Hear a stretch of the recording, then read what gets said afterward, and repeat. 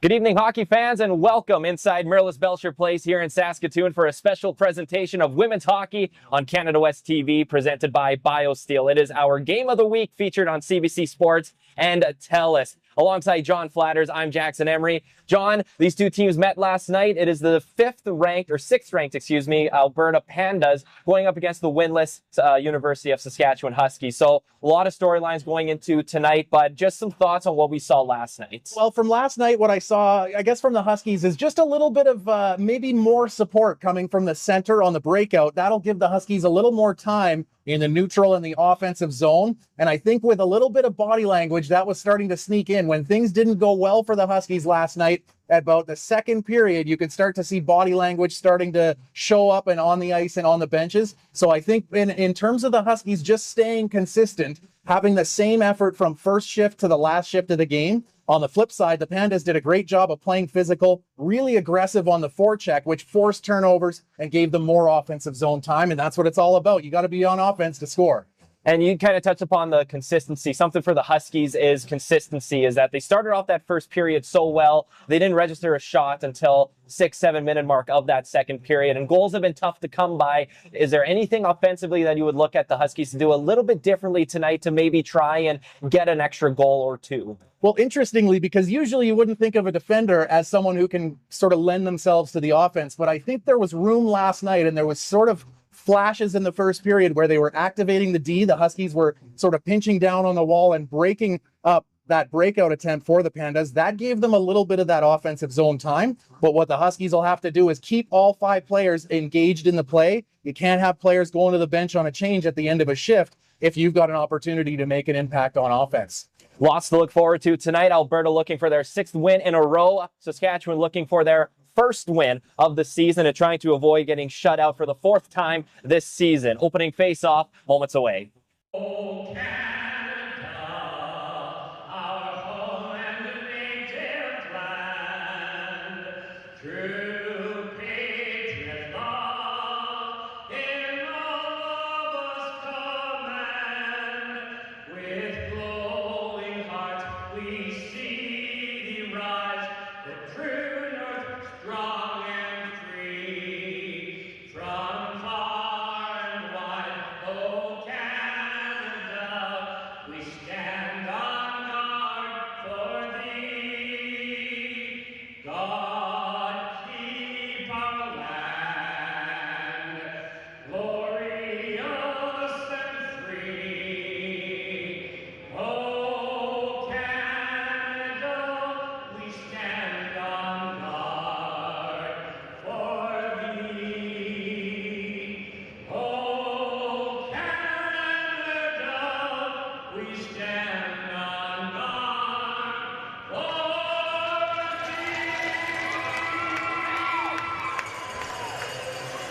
Good evening, everyone. Welcome to Inside Merlis Belsher Place, another classic matchup of women's hockey between the University of Alberta Pandas and the University of Saskatchewan Huskies. As we get a look at the starting goaltenders tonight, alongside color commentator John Flatters, I'm Jackson Emery. John, another highly anticipated matchup. Lots of storylines going into tonight. Alberta looking to extend that winning streak to 6 games. The Huskies, not to sound like a broken record, but they are still in hunt of that first win of the season. Well, looking for their first win and maybe still looking for who's going to be their offensive powerhouse. You need somebody that wants to take control and kind of lead the charge, I guess is the way to say it. And we're still waiting. I know obviously with Sarah Kendall out, we found out she is out with an injury and maybe out until after Christmas, but they're just still waiting for someone to take control and start scoring the goals that they need to score.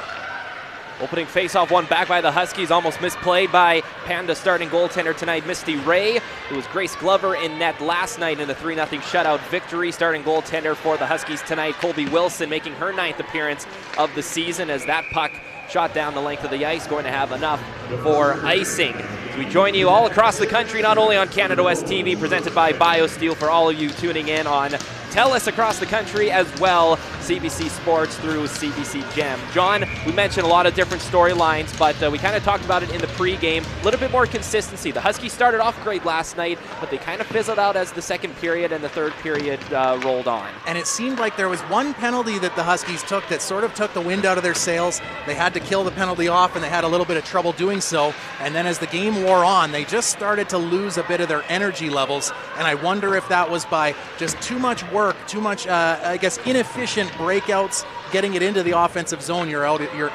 emptying your tank already. That puck shot around the boards as Peyton Lombak trying to get the puck out, but it's kept in by Kaylin Weisner. She's taken down. Arm goes up behind the play, and early on here, not quite a minute in, the Huskies are going to have their first crack of the power play. Last night they were 0 for 2 on the power play, coming into tonight with the 6th ranked power play in Canada West at 10.2%. Well, can you ask for a more fresh ice power play than 59 seconds into a game? That's probably the best possible situation you could get in terms of zipping the puck around fast and having it land on your teammate's stick nice and flat. That's going to be important if you want to get a shot away quick. Bronwyn Boucher wins that faceoff back. Brooklyn Steebley trying to find Alexin behind the corner, who's just out of her reach, and that one's going to be shot down the length of the ice by Haley Craig. Colby Wilson out of her net to play that puck, out of the reach of Craig again. Little touch from Boucher at center ice. Steebley brings it in across through the Panda zone. She'll cut behind the net, looking for options as the Huskies begin to set up. Back over to Boucher at the half wall, gives it back over to Jade Cadu, slides it across for Brooklyn Steebley, has all kinds of time with a shot deflected on net. Misty Ray saw it but didn't see where the rebound went.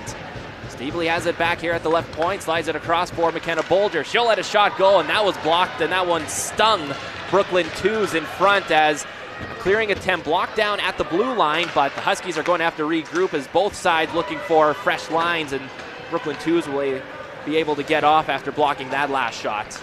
Well, she's been a producer, both scoring a goal last night, lots of block shots. That's what it takes when you're a defender. You got to lend yourself a little on both sides of the puck. Sidestep from Kendra Sukotsky behind her own net coming into tonight. 5 points, that's a tie for first on the Huskies. 1 goal, 4 assists on the season. Ava Bergman has it in the corner. She'll go behind the net, and she gets taken down. No arm goes up, play goes on. Taylor Anchor trying to center one in front. Another pass goes nowhere. Sukotsky gets a hold of the loose puck. Feeling the pressure from the penalty killer. Wilkinson lets the shot go, another block. Rebound just out of the reach of Kaylin Weisner. She keeps it in, sends it down low for Jasper Desmarais. Falls down in the corner.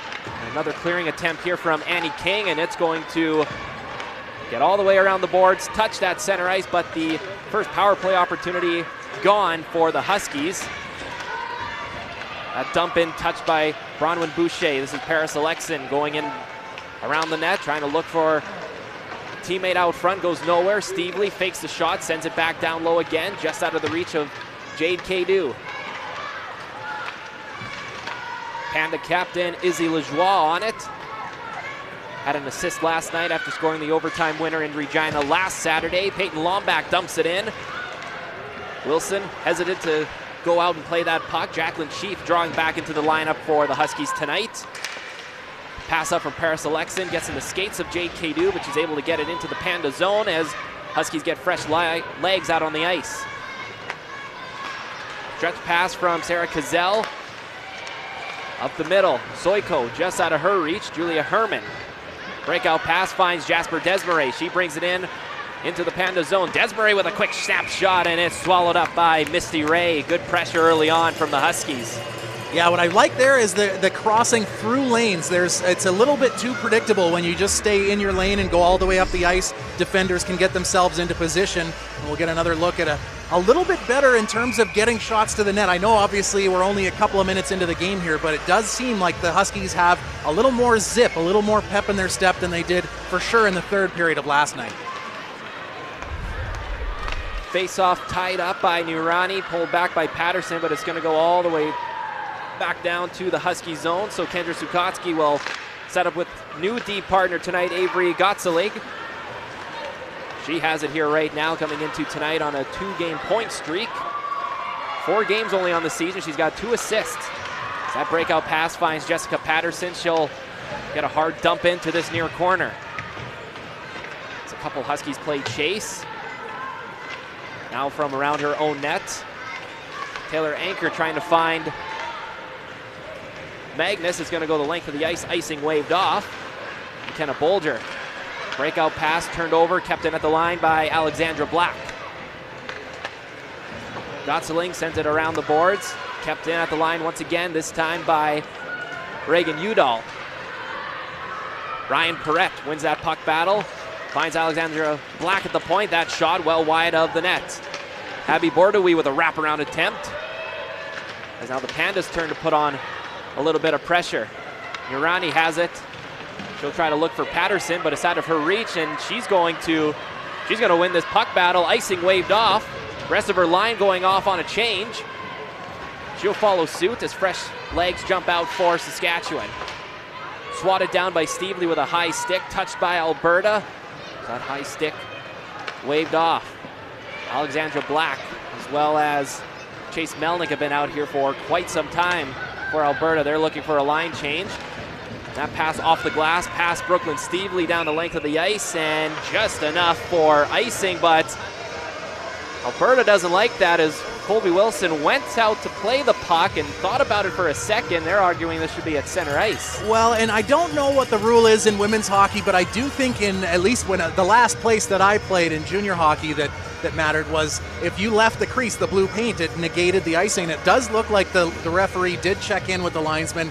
But another interesting thing that I just noticed there on that last shift, Kaylee Hill, who's about to take the face-off, as the center, she was the smart F3, and what that did is it allowed Jacqueline Chief to leave her blue line, get to the half boards, and sort of negate the breakout, or sort of stop the breakout in its tracks. That's what the Huskies are going to have to do a great job of, with their F3 being responsible in the offensive zone.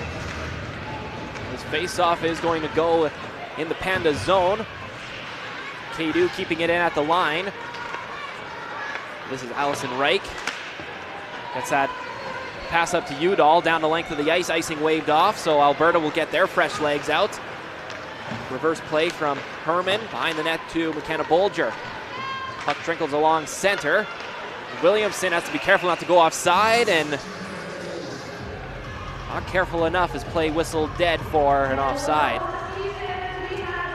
So they're getting a quick look at Misty Ray, who's got 4 games, and she's got 2-2. 2 wins, 2 losses. And we talked about how this is such a solid Pandas goaltending tandem, or trio, I guess. And a .903 save percentage and a .179 is not even the best on the team. That's incredible. She's got 1 shutout on the season, 1 of 6 shutouts. All 3 goaltenders combining for 6 shutouts on the season. That's most in Canada West. Has Brooklyn Twos back out on the ice after that shot block early on in the first period. Izzy Lajoie trying to spin away from a couple of checks. Ava Bergman. Twos has it behind her own net. She'll go for a quick skate. Goes off of a Husky stick. And that one's going to go down the length of the ice. Not enough juice for icing. Waved off. So Avery Gottselig, she'll take it up herself, trying to find Paris Alexin. Goes through her skates, and that one's going to have enough juice. And icing is called against the Huskies. Well, and that was I thought that was a neutral zone icing, and so they can change, but I'm so far really impressed with Avery Gottslig's ability to turn up as soon as she's got either the net, once she's gained the net, she turns it up quick and gets on the attack and then carries that speed. We saw it just a couple of shifts ago. She made a great breakout pass. She was right on the offensive blue line helping out on the attack. She only appeared in 4 games this season, but she has 2 assists in those 4 games. So if you're talking about trying to find a little bit of an offensive spark for the Huskies, maybe someone they'll look to hopefully in providing that spark tonight. Ava Bergman gets that puck in deep. Anchor goes hard off the boards. Soiko finding her centerman up the middle. Jaden Morden finds Soiko. She's got a little bit of room, lost it in the slot. Wilkinson battling, it goes behind her net. Stevely goes around the boards for Wilkinson, trying to look for a centerman. Out of her reach, but Bronwyn Boucher in position, and they'll get that puck out. McKenna Bolger, a soft backhand in deep. Ray out to play the puck. She'll leave it for Alexandra Black. Past the winger, it's kept in by Brooklyn Stevely, and the start of a line change begins for the Huskies as Wilkinson in deep along with Jasper Desmarais. That puck jumps loose to Jaden Morden, and she'll take it in across center ice. She'll backhand it in deep. Wilson out to play the puck. Herman almost getting tied up behind the net. Herman with a little bit of room. She finds Bronwyn Boucher. Gets across center. She'll dump one in. Ray out to play the puck, leaving it for Brooklyn Twos. Had a power play goal last night. Leads Canada West in power play goals and a tie for first place. As that dump in, not on the right side of center, so another icing called here against Alberta with 11:40 to go in the first period. So I talked about it in the pregame show, and one of the things that really stood out in terms of the Pandas is they were using their bodies effectively in terms of protecting the puck or running a Husky out of room. And what I've noticed a little bit in the early going, the Huskies, they just got to have a little more fight to break free. If you're getting pinned against the boards, try to break free and win the race back to the play. Fourth line back out here for the Huskies, the Nurani sisters, and Patterson is that last shot coming from Zukotsky. Misty Ray sees it the whole way, and she'll swallow it up.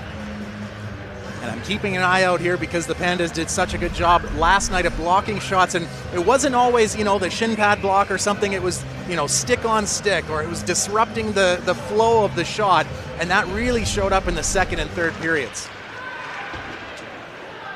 Another face-off win for Huskies, as this one is rimmed all the way around the boards. It's kept in, though, by Gotzeling momentarily. Jana Nurani jumps on the loose puck, but play's going to be blown dead for another offside. And one more thing to watch, and we kind of been talking about it throughout the season, is getting on the attack and forechecking. And if it's one forechecker, where is that second forechecker? Are they way behind the play, or are they able to lend some assistance or go find a loose puck? The Pandas did such a good job of it all season, especially last night. The Huskies, that's going to be one of their keys for tonight. That face-off pulled back by Alberta. This puck gets back into the Husky zone. This is Kaylee Hill on it, gets it over to McKenna Bolger, looking for her options, finds Shelby Williamson moving up in the lineup as a possible 2-on-1. That centering pass from Hill just out of the reach of Jade Cadu, going hard to the net. Abby Bordeaux. She'll take it out of her zone herself, but lost it, and it's shot right back in by McKenna Bolger. Cadu, first one on that puck. Kaylee Hill in there as well. A couple different Pandas battling along the boards right now. Ryan Perrette, one of them. As it's hovering over the blue line, finally gets out, and Huskies will begin to regroup and start a line change. Careful that either side doesn't take a too many men penalty. Ray out of her net. She'll clear the puck herself. Jacqueline Chief was hard off the boards. Bronwyn Boucher trying to go hard off the boards as well. Peyton Lombach takes it in across center now. Long shot sticked aside by Colby Wilson. Izzy Lajoie in there with support from Peyton Lombach. Lombach has it right now, and she gets taken down, and now it's going to be the Pandas' turn on the power play with 9:55 left here in the first period. Well, interestingly, I saw a player go down, and it may have been Lombach there, and I thought it maybe was more of a shove, but it is Desmarais going off. So we'll get our first chance as we look here. Wow, maybe it was a bit of a hook. Yeah, I thought there was more of a kind of a hands to the face or a shove to the face. We saw a couple of those last night. Things got a little bit temper tantrumy at points in the evening, and maybe a bit of frustration on the Huskies' part, but they got to control that because the Pandas so structurally and emotionally controlled. Fourth best power play coming into tonight for the Pandas. Is that clearing attempt? It's a 2-on-1 back the other way, led by Ava Bergman. Bergman walks in, she fires a shot. That one may have went off the skate of Taylor Anker. It goes all the way back the other way, and back come the Pandas as a pile of players go down, and there's an injured Husky player on the ice. I'm just trying to see who it is there on the ice. Maybe Shelby Williamson, and good to see that she's back to her feet, but I missed that, but it was definitely a contorted body when she was down on the ice there, so hopefully nothing long-term here. So They both go into kind of the boards together, and maybe it was just a fall on the back. Sometimes that'll knock the wind out of your sails, and when you have nothing and you can't bring any air into your lungs, especially at the end of a long shift, that can be a little terrifying. I know that from experience. Looks like she's staying on the bench, though, so they'll need her. They'll need her tonight. Yeah, she's jumped up into the lineup. She was on the 4th line last night, jumping up onto the 2nd line. A left-hand shot on the right wing, along with Kaylee Hill and Jade Cadu. As Steve Lee and Lajoie have a conversation with the officials. And I don't imagine that there would be a penalty handed out for that. It looked like a battle along the boards, and sometimes awkward times or awkward things happen in awkward places, and that was one of them. Minute 27 left on this power play opportunity for Alberta as that shot down the length of the ice. Alberta 1 for 3 last night on the power play. Only goal coming from Brooklyn Twos in the 3rd period to really seal the deal. You mentioned that late penalty taken by the Huskies to really just deflate the team en route to a 3-0 win for the Pandas. Cazell over for Brooklyn Twos. They play catch. Cazell has it. Another shot. That one blocked by Bronwyn Boucher, but Allison Reich has it now, playing catch with Lajoie. Back down on the half wall. Reich with a shot blocked in front, doesn't reach the cage, and a rebound sat there momentarily in front. Julia Herman takes it into the corner as a pile of players battling along behind the net right now, and referee telling them to play it. They elect to blow the play dead. Well, it was a real big in front of the net there, and I'm going to have to double check. I think it was Allison Reich in front there, and maybe I'm wrong now as I look at it again. But in any event, that's what you want to have in front of the net. You want to back the defender into their blue paint, kind of create some havoc right on top of your goaltender. Soiko and Anchor play catch right now. This is Anchor. Gives it down low to Lomback. Back across for Anchor. Down low, Lomback gets it again at the point. Sides across. Soiko, one-timer, and that one may have caught in the piece of the stick of Colby Wilson as that one goes down the length of the ice. 15 seconds to go on the power play. First power play opportunity for Alberta as they begin the breakout.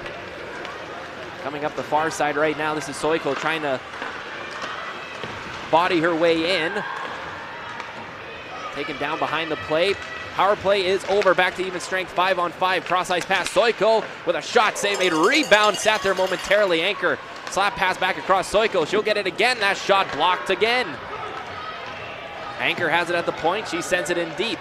Perrette lets it go for Jaden Morden.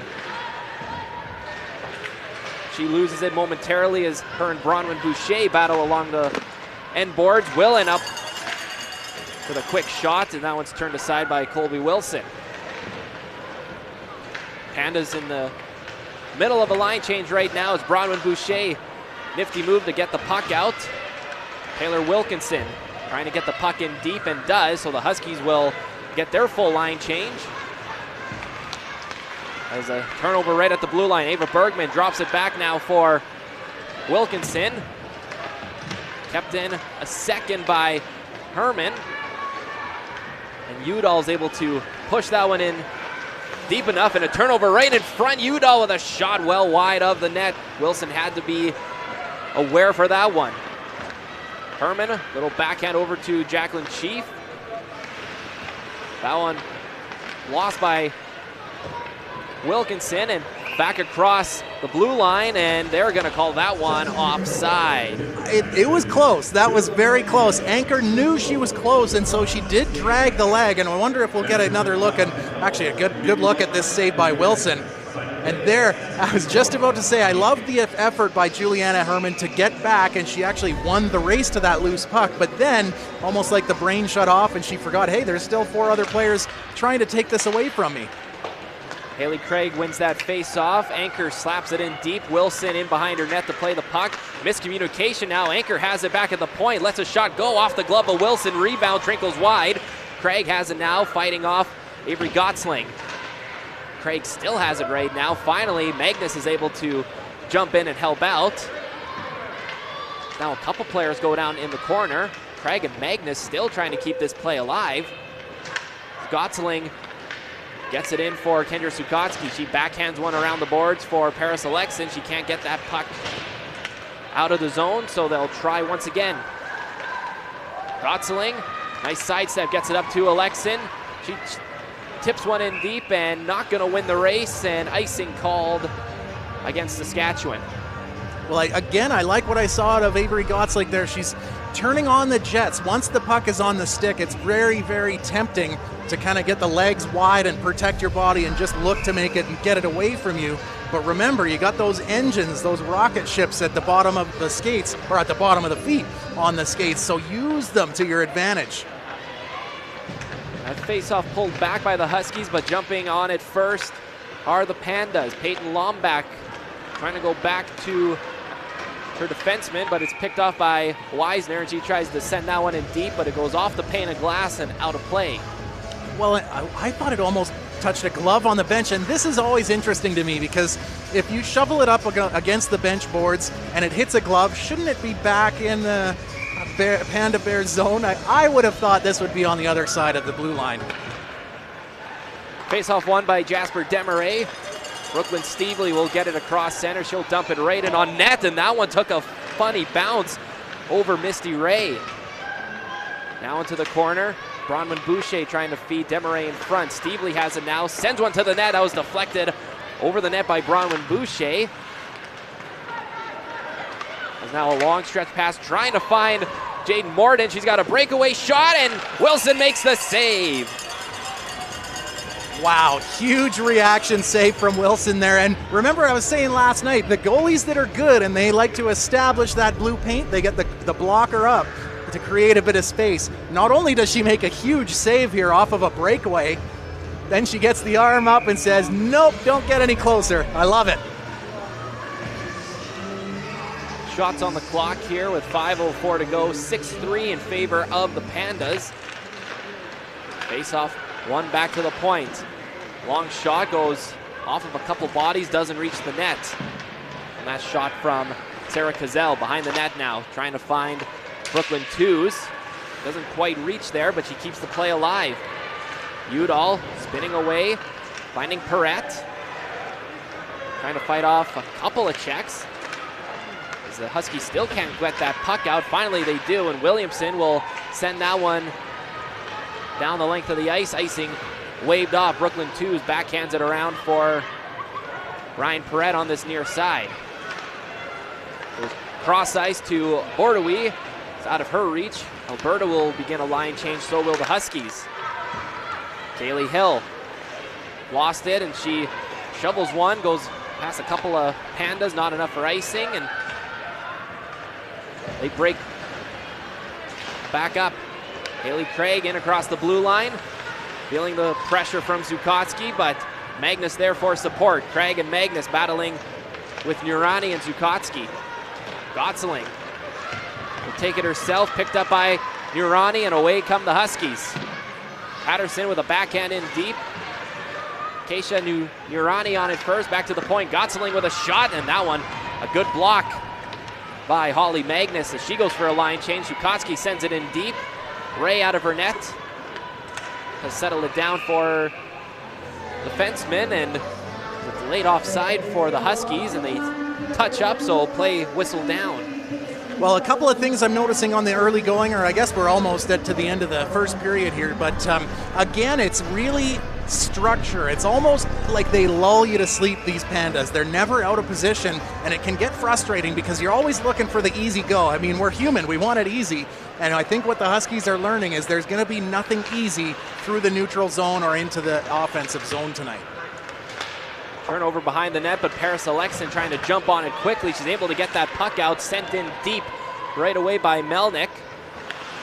Wilson keeps the play alive. Brooklyn Stevely surveying her options. She's got a little bit of room, and she'll take it.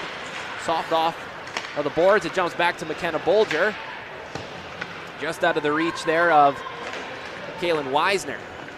Ava Bergman gives it back to her defenseman Stevely, and they'll try it once again, but good work by Melnick to shut the play down, but Alexin gets a hold of the loose puck, and she's back the other way, trying to feed Weisner in front. And Alberta will break it Back the other way. And across the blue line, Soiko gets around one.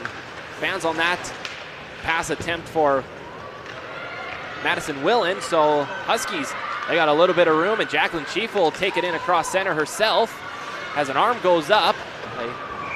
Looks like another penalty coming up to Alberta. A slashing call, so with 2:21 to go in the first period, the Huskies will get their second crack at the power play. Well, and that's what I love to see out of Jacqueline Chief. Like I've been saying about Gottslig earlier this evening, is just turning on the jets and doing it yourself. What you got to be careful of, though, if the defenseman with the puck is carrying it up and you're the other defender, you can't join. You never know. And I think for Juliana Herman, she got a little bit lulled to sleep there and was like, I'm going to join this too, but you got to be careful. You never know if it can go back the other way. Pandas win that face-off, get first possession, but they battle behind the cage. Desmarais trying to pull that one loose. Referee telling him to play it, and it finally squeaks loose. Brooklyn 2's soft backhand over to Bordeaux, and she's able to not get that puck out. It stays on side. The puck is under a player. It finally comes loose to Bergman. Play not whistle dead, so Zukotsky will peel back to her own zone and set up here again. Weisner fighting the puck in her feet, gets it over to Jade Cadu, and they'll set up again. Cadu trying to get a centering feed, trying to go for the wraparound attempt. Left pad saved by Misty Ray. Stevely has it now as the Huskies begin a line change. Stevely waiting for a full unit. She gives it back over to Cadu. Slides it over to McKenna Bolger. Down low to Alexin. Back up to Cadu. Over to Stevely, trying to go pass across, and it's going to leave the zone, so Alberta will get a much needed line change, but right back the other way, Cadu drops it off for Stevely at the line. She gets the return feed. Stevely down to Bronwyn Boucher. Trying to go cross ice, finds Bolger, scores!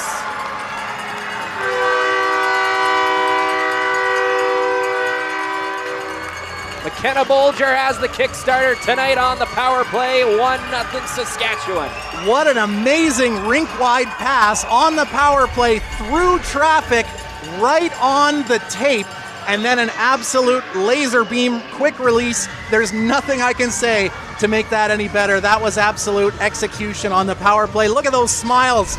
Boy, they've been waiting for a nice goal like that, and they've been rewarded. And look what happens on the bench, too. There's some life. I love it.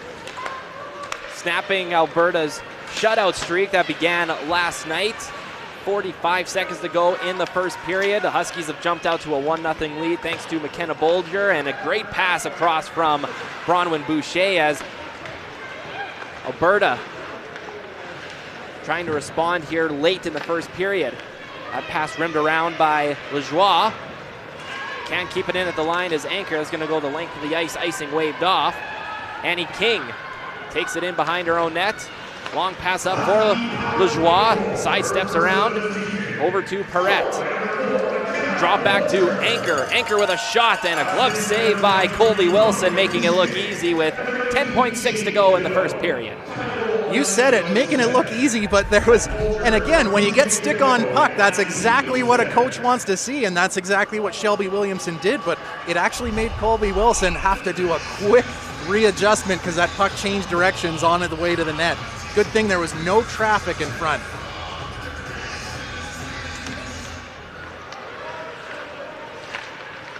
Tie up at the face-off dot as time winds down on the clock. 2 seconds. One, are they going to get a shot away? No, they won't. Puck jumps loose just a little too late for Alberta. But if you're Saskatchewan, you have to be happy with that first period. Unofficially, 8-6 the shots for Alberta, but where it matters, 1-0 Huskies going into the second period. Well, it's so amazing. Just, you know, I'm going to laugh again about the big smiles you can see from Jade Cadu and Jasper Desmarais there, and definitely well-deserved to be finally, you know, the monkey's off your back. You scored a goal. You had a good, effective period, and now it's all about carrying that momentum. for the Pandas, I mean, they're never going to get too high. They're never going to get too low. So you can't expect them to lick their wounds and come out sulking. They're going to be ready to go, and they're going to punch back. So I think the Huskies and the Pandas here are going to have an excellent second period of hockey. We are in for a second period, as that will be coming right around the corner. Don't go too far. This is Women's Hockey on Canada West TV, presented by BioSteel. For 65 years, we've sown the seeds of Saskatchewan's innovative nature. We have supported farmers here at home and around the world and helped feed the future together. Today, Nutrien is the province's largest private sector employer and the largest producer of potash in the world. Join us as we celebrate 65 years of potash production, as well as the hard work and dedication of the people of Saskatchewan. From Saskatchewan to the world for 65 years. Welcome to Synergy Credit Union, your trusted financial partner right here in Saskatoon. From savings accounts and home loans to supporting local businesses and investing in our youth, we're here for you every step of the way. Plus, with convenient digital banking and a local member contact center, managing your finances is easier than ever. Come visit us. We're here to help.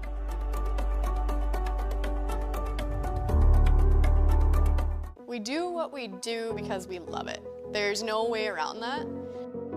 We get up every morning, going out to the barn, knowing that we do this because it's a passion. I can't really describe it any other way. I grew up here on this farm. I'm a fourth-generation farmer. I love taking care of the cows. I know quality of milk that's leaving my farm. Sask Milk is checking to make sure that the product that farmers are sending is of the highest quality. For 65 years, we've sown the seeds of Saskatchewan's innovative nature. We have supported farmers here at home and around the world and helped feed the future together. Today, Nutrien is the province's largest private sector employer and the largest producer of potash in the world. Join us as we celebrate 65 years of potash production, as well as the hard work and dedication of the people of Saskatchewan. From Saskatchewan to the world for 65 years.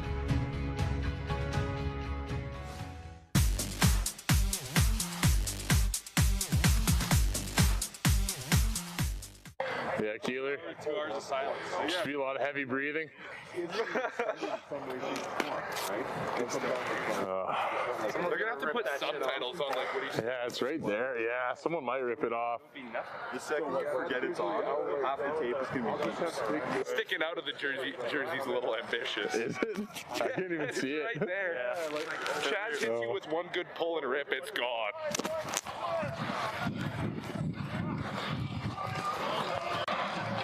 Right about there is when I start really breathing heavy. We'll move that mic away a little bit. You go the shuffles to the karaoke. Come on, big boy. Carry on one, full carry on one. Oh, I felt better. Yeah? That felt better. I'm back. Pad level, pad level. High spin on the second step, 101. Hurry, hurry, set, hit. Okay, second step. Too long, too big, too big. Full carry on this, full carry on this. Working that knee through this guy's body. The second level, 101. Hurry, hurry, set, hit. Hey, good. Here we go. Let's go, boys, hey. Fire it up. Yeah, 4-8.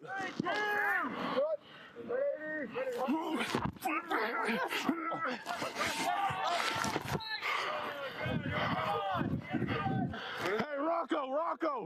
Hey, 5-5, 4-8. Raw yellow.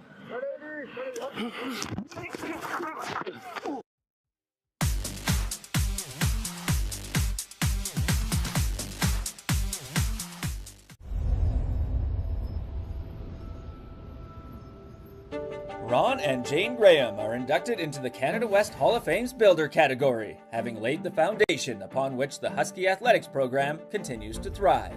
Since their first gift to USask and Husky athletics in 1995, the Grahams have made a major impact on the lives of students and student athletes at the university, becoming the institution's largest cumulative donors. They have been key partners in major capital projects, including the basketball practice facility at Merlis Belsher Place, the Ron and Jane Graham Sports Science and Health Center at Merlis Belsher Place, the Ron and Jane Graham Center Court at the Physical Activity Complex, and the Graham Husky Clubhouse at Griffith Stadium. In addition to supporting capital projects, the Grahams' contributions have greatly enhanced the student-athlete experience for Husky athletics programs. Their unwavering support has provided student-athletes with scholarships, mentoring, equipment, uniforms, and many other supports and opportunities. Jane and Ron graduated from USask in 1962 with degrees in engineering and education, respectively. Jane was a swimmer, while Ron was a dual student athlete as a quarterback for the Husky football team and a member of the basketball team. They have always maintained a special connection to their alma mater, and in 2007 they were recognized with an induction into the Husky Athletics Hall of Fame. They were again honored in 2022 with the Mitchell Family Award for the U Sports Alumni of the Year, a national award presented to former U Sports student athletes who have made significant and ongoing support and contributions to their university after graduation. For decades, Ron and Jane Graham have been champions for USask through their generosity. Their commitment to funding scholarship, advancing athletics, transforming education, and enhancing spaces for students has earned them the distinction of being recognized as the most generous alumni donors in the university's history. For the Grahams, it's never been about donating or about the recognition. It's about focusing on making USask and Husky athletics better today than it was yesterday.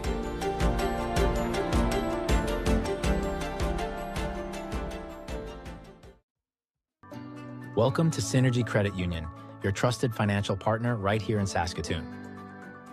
From savings accounts and home loans to supporting local businesses and investing in our youth, we're here for you every step of the way.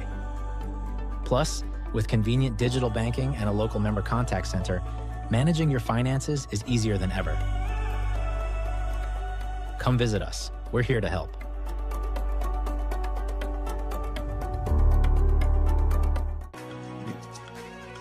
Welcome to St. Francis.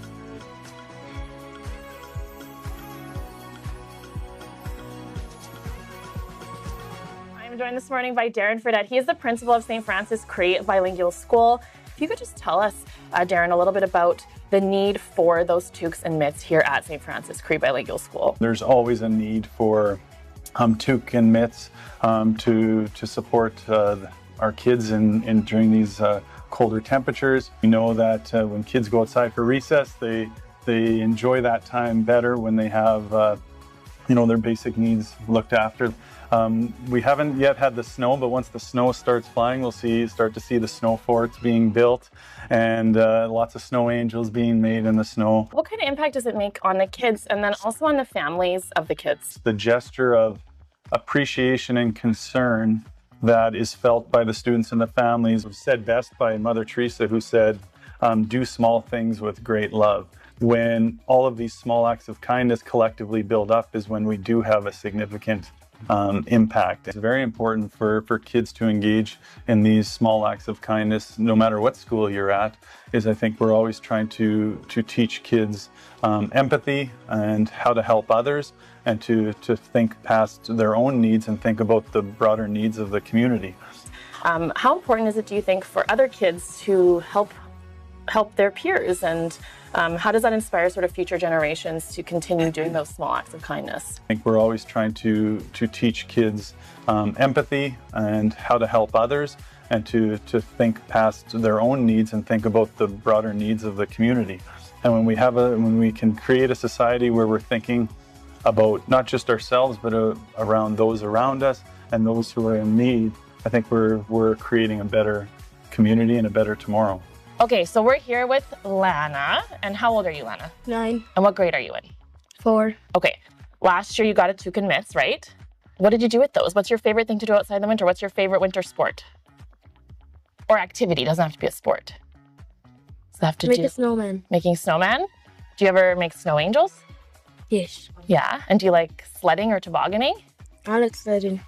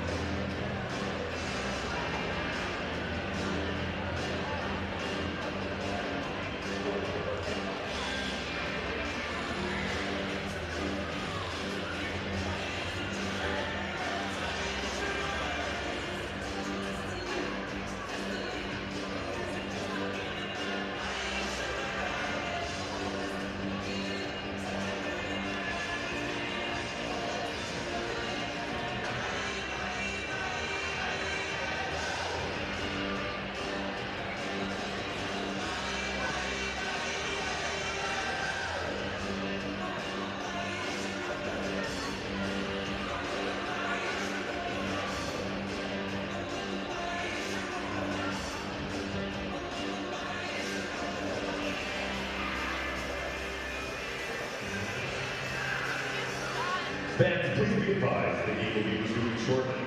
So make your way back to your seats. If you come back out to play as resumed, wait for a stoppage to return to your seat to ensure your safety as the puck may leave the ice surface at any time.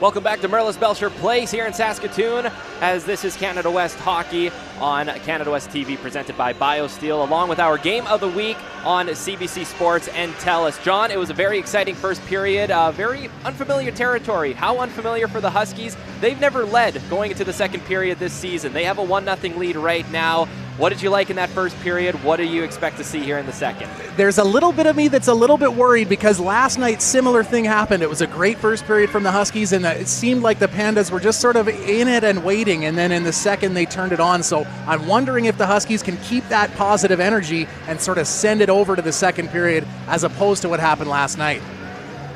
As we get a look at the highlights here in that first period, and you want to talk about more unfamiliar territory. Trailing after the first period, Alberta only 1 win and 2 regulation losses, nothing in extra time. So you're expecting a bigger jump than the Pandas had in the first period. I do, and that's kind of their way, is they don't go out of position, they don't chase, they don't sort of overdo it or force it, and so that can be a benefit and a detractor when it comes to, if you start off with or you're coming into a second period trailing, that can be a little bit of trouble if you're used to playing with a lead and kind of shutting things down.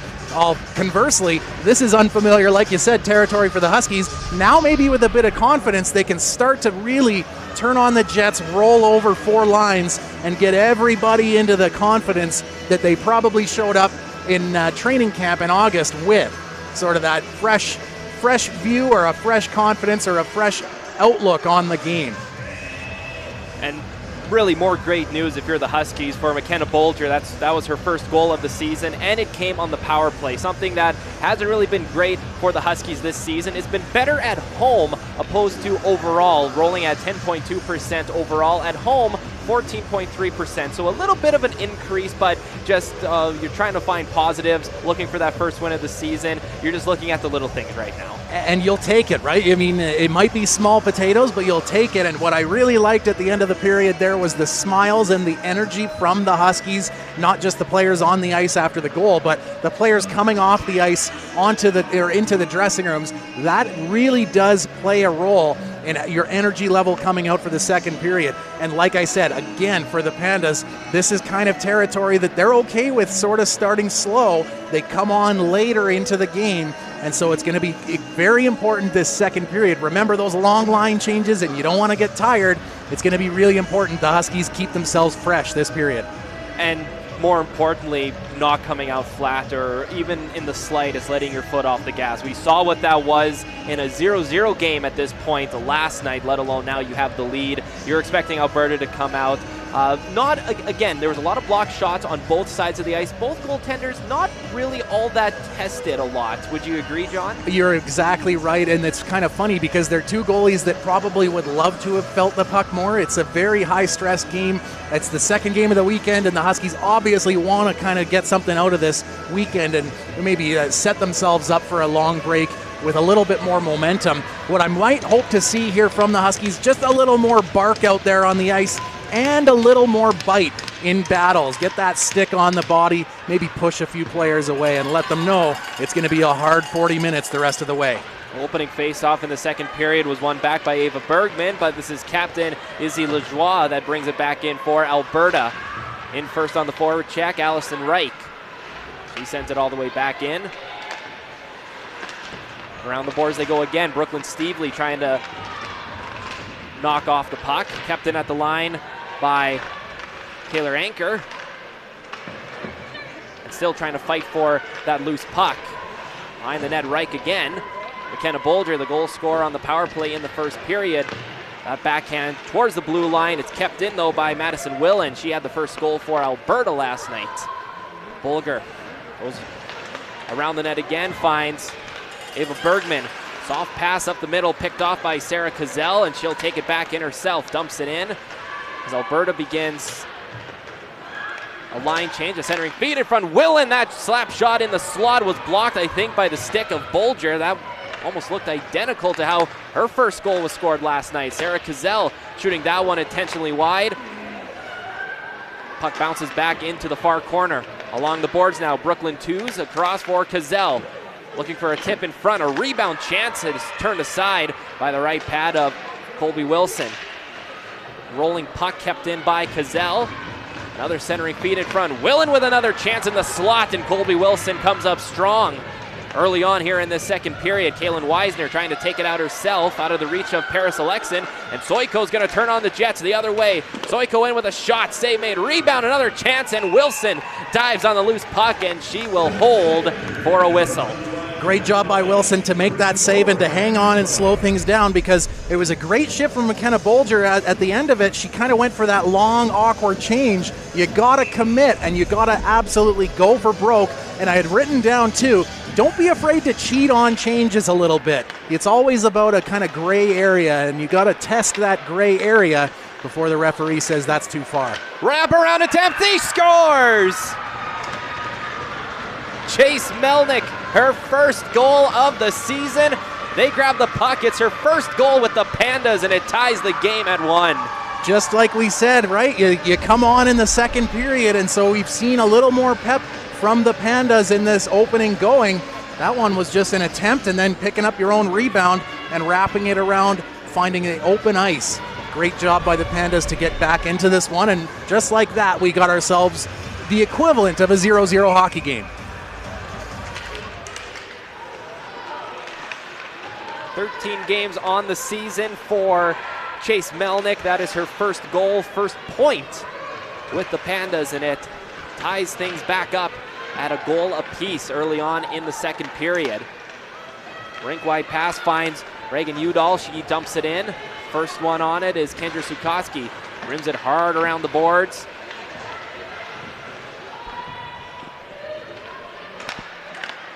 Pass back up to Perrette. Sukoski gets a hold of the rebound, takes it around the net again, trying to find Jade Cadu. Slaps it by one Panda, but is kept in by Udall. Referee telling him to play it again. Puck finally comes loose. Taylor Anker. She's lost her stick. Now pass in the slot for Lombak. Goes off of a couple of sticks. Reich has it now. Lajoie battling with Zukotsky. Reich spinning off a couple of checks. Back down low for Lombak, trying to find a teammate in front, and it can't quite keep it in at the blue line, but Anker with a new stick gets it over to Reich, a 2-on-1. Here's a quick shot by Lajoie. Save made, rebound well wide of the net. A couple Pandas go down, but it's Lombak who still has the puck in the corner. Spinning off from Kaylee Hill.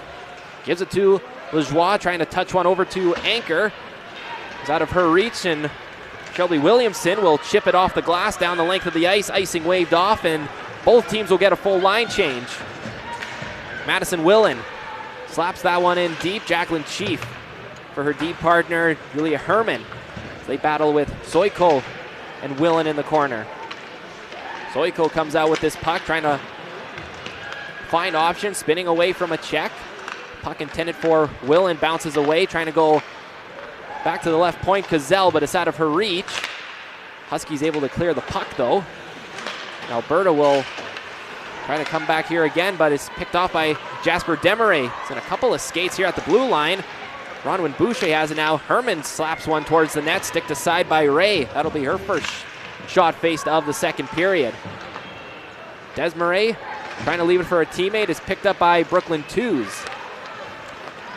And across center ice, Madison Willen will dump it in, and Alberta begins a line change. McKenna Bolger going around her net. Finds Bronwyn Boucher. sidesteps one, gets it over to Alexin. She'll dump it in deep. Huskies begin a line change as well. Alexin trying to win that puck battle. Tied up, so Alexandra Black trying to get that puck out, but it's kept in by Bolger. Shot goes off of a couple of skates and flicked ahead to center. Bolger trying to get off for a line change. That one goes off the stick of Morden. She sends that one in deep. Wilson out to play the puck. Brooklyn Stevely, lost that puck behind the net. So far, it's been all Pandas to start this second period. Puck comes loose momentarily. This is Craig now spinning out to the slot. Touches one back over for Eamon. Shot sticked aside by Colby Wilson. And Urani will slow it down, and she'll take it up across center herself. Sticked aside by Eamon, but it's shot in deep off the back of the net for Annie King. Reading the play was Gotzeling. Pass across, one-time fanned by Kaylin Weisner. And Anchor will break the puck out herself. Getting it up to Perrette. Dumps it in deep, and not on the right side of the red line. They're going to whistle that one icing. And interestingly, I would have thought you were allowed to change on the ice, but I don't know why they're saying you can't. And I guess on the other side here, I've noticed a little bit more when the Pandas pin somebody against the boards.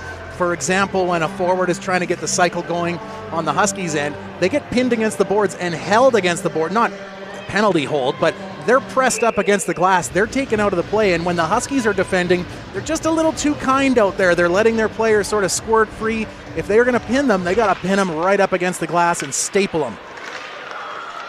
Face-off won by Bergman, but Alberta gets the first touch, and they send it in deep, and they'll get their line change that they wanted earlier. Kendra Sukotsky goes hard off the glass, past Sarah Cazell, and that one's going to have enough juice, and icing called back the other way against Saskatchewan.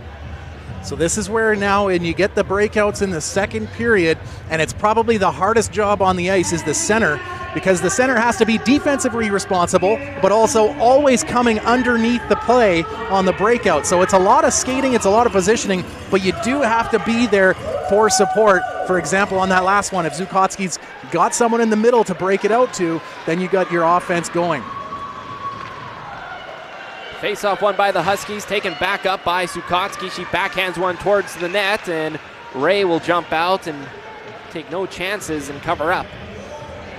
And I know it's such a tiny little thing, but even just on that one, Tews doesn't let anybody near her goaltender. She knows her goalie's got it, but just the little extra of getting a stick on and letting somebody know there's no free path to the net. You can see it there for both defenders. It's 30 feet from the net, but they're still protecting it. Another face-off won by the Huskies. Kadu sends it in for Kaylee Hill. Feeling the pressure as Alberta gets a hold of the puck, and they'll get that one out of their zone thanks to Captain Izzy Lajoie. Pass on the stick of Kaylee Hill. Lost it, but gets it right back, trying to fight off Allison Reich. In the skates of Jade Kadu all the way around the boards. Hill trying to fight for a loose puck, sends it in towards the net. Gazelle spins away from Bronwyn Boucher. Brooklyn Tews up to Peyton Lombach. Sticked aside by Jacqueline Chief, but in for support was Reich, and Lajoie will get that puck in deep enough for a line change as Huskies trying to take advantage of that line change. Backhand goes nowhere, but Madison Willen will send it in for Soiko. Soiko and Willen battle in the corner. Desmarais and Jacqueline Chief in there as well. Julia Herman trying to get that one around to Bronwyn Boucher. She feels the pressure from Jaden Morden. And both arms go up here as penalty coming up. Not sure to who. It looks like it's going to go against Saskatchewan. Well, it was either between Desmarais or Herman, and they are going to give her the cross-check there. And so this is the difference where if you get them pinned up against the glass, you staple them, then they're not going to kind of do that awkward fall forward that really attracts the attention of the referees. You'll see it here. and it's just a little too much. If you get your hand right on the butt and just press it against the boards, they don't really have an opportunity, and I'm going to be a little bit of a goer here, but sometimes they like to go down a little easy. If you give them no opportunity to go down, no penalty. That last shot goes off of a couple of sticks, well wide over the net. Allison Reich dropping it back off to Brooklyn Twos. Finds Reich in the slot. That one was blocked by Ava Bergman. Loose puck in the corner.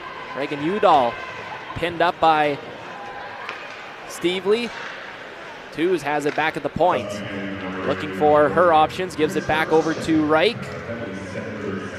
She'll give it back to Twos at the point, slides it across. One-timer well wide from Sarah Cazell, but it's kept in momentarily by Twos. Reich gives it all the way across to Willen. Side steps to the near side, trying to drive to her forehand. That shot doesn't go anywhere. Good work by McKenna Bolger. 1 minute to go on this power play opportunity for Alberta. Back at the point, Taylor Anchor across to Soiko. Sit back, the Anchor. Thought about one-timer to Willen. Soiko snaps a shot, and that one's blockered aside by Colby Wilson, up and out of play. Really positive sign coming from the Huskies bench on that last penalty kill shift. A great block by Ava Bergman. It might come up here, or I might be a couple of seconds behind, but that's the key, is when you're out on the ice, you go sacrifice for your teammates, and then your teammates on the bench recognize it and hoot and holler. Energy breeds more energy. Face-off won by the Pandas. Anchor over to Soiko. Anchor.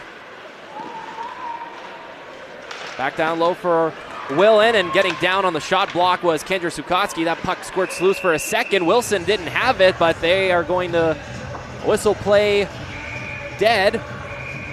Some extracurriculars out in front. I don't know if Wilson ever had possession of that puck. Either way, but you know what I absolutely love, and I've been sort of noticing Kendra Zahotsky's taken more of a, almost like the leader of the team role.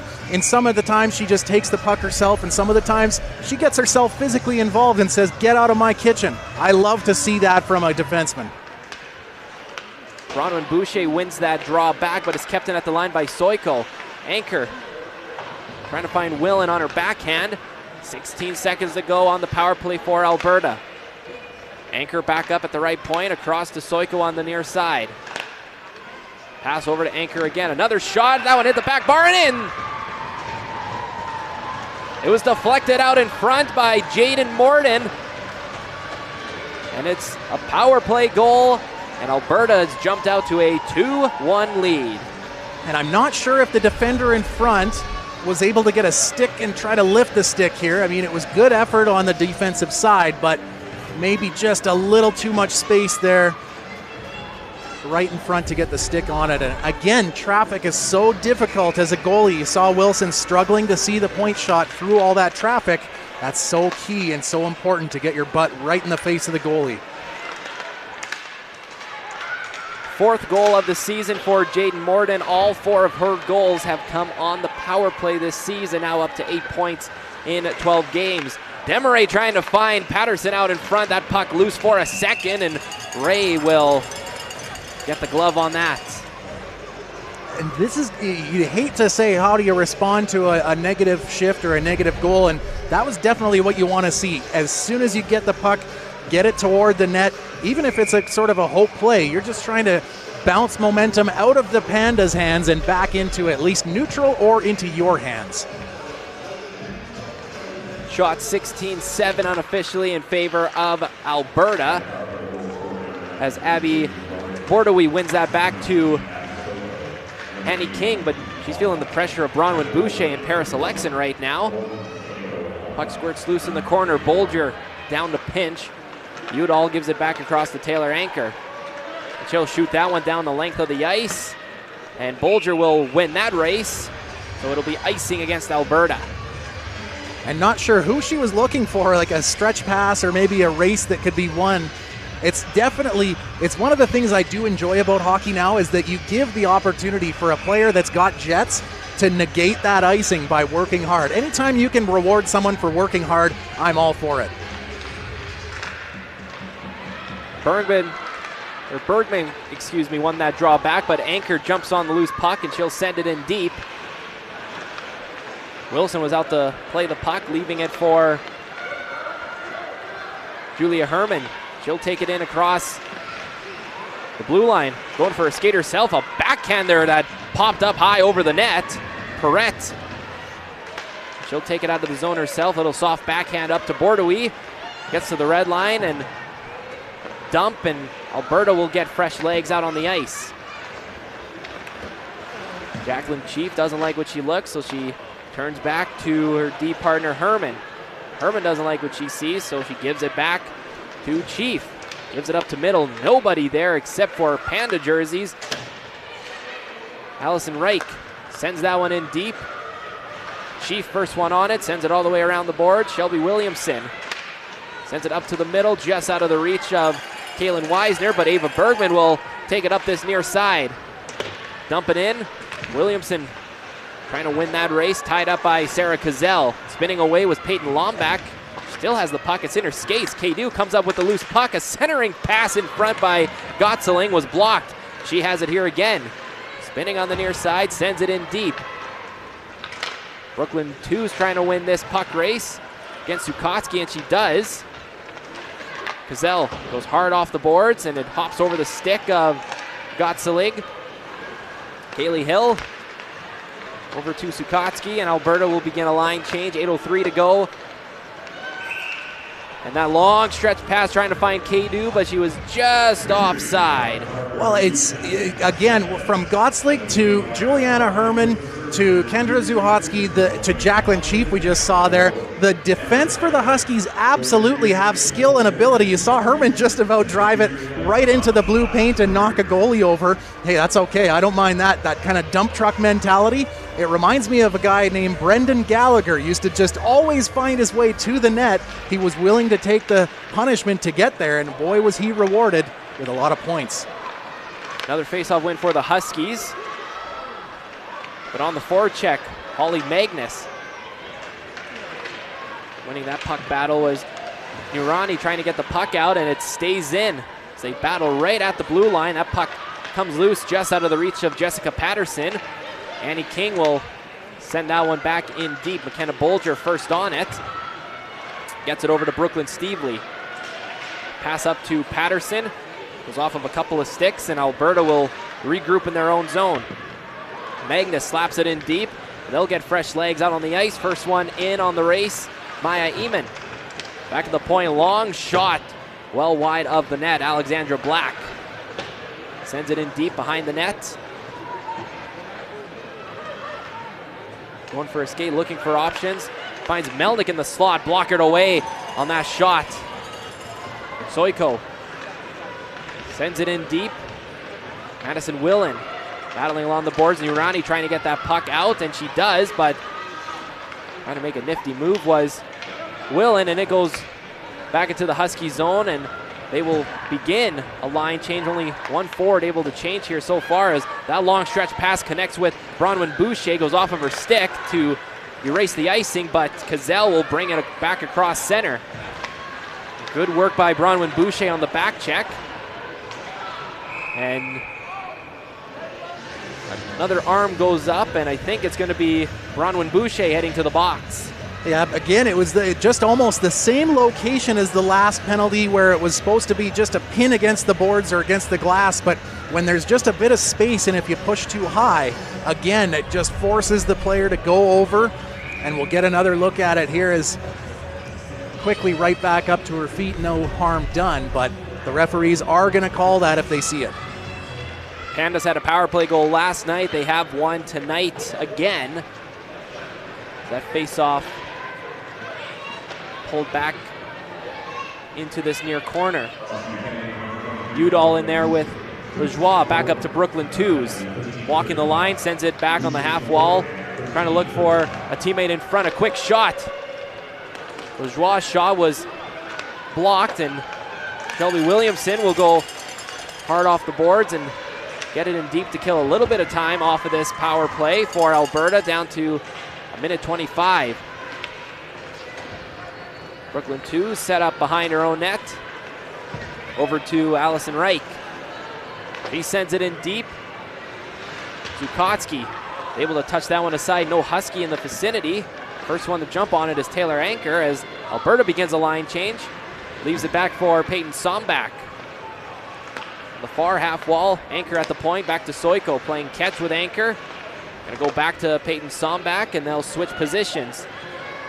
Lombach will let a shot go, and that one was blocked by Jade Cadu and slapped down the length of the ice by Jessica Patterson. Ray out to play the puck. Long stretch pass connects with Lombach. Had a chance for a possible 2-on-0, but good work by Bolger to rush back out there onto the ice. She loses that battle in the corner. Soiko has it back up at the point over for Taylor Anker. 30 seconds to go on the power play. Soiko and Anker play catch. Anker has it right now. Trying to look for Willen. Back to Soiko, a one-timer. Don't think that one even reached the net. Blocked by a couple of bodies in front. Willen gives it back to Soiko. Slap pass from Anker to Willen. Couldn't quite handle that one. So Lombach sending it to Willen. They play catch behind the net. Willen trying to work her way out in front. Back to Soiko. Couldn't quite get the one-time opportunity, and Bronwyn Boucher right out of the penalty box and a possible 3-on-1 the other way. Bronwyn Boucher over to Bergman, a backhander, couldn't get the shot away. She lost it at the last second. She's battling in the corner now with Bronwyn Boucher. 4:10 to go here in the second period. Bronwyn Boucher, freshest legs out there right now, back at the point for Kendra Zukotsky. She's walking the line, looking for options. Zukotsky back to Bronwyn Boucher. Gives it to Zukotsky. She'll wind and fire a shot. Swallowed up by Misty Ray.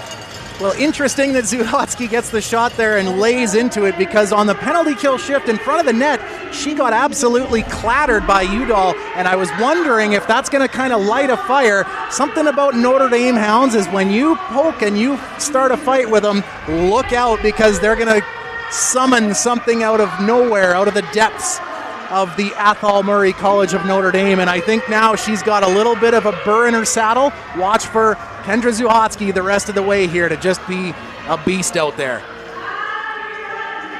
Head coach Steve Cook having a conversation with one of the officials on the ice. I wonder if they're maybe mentioning, hey, in front of the net there, that was a pretty high hit, and I saw Zukotsky kind of slow to get up, but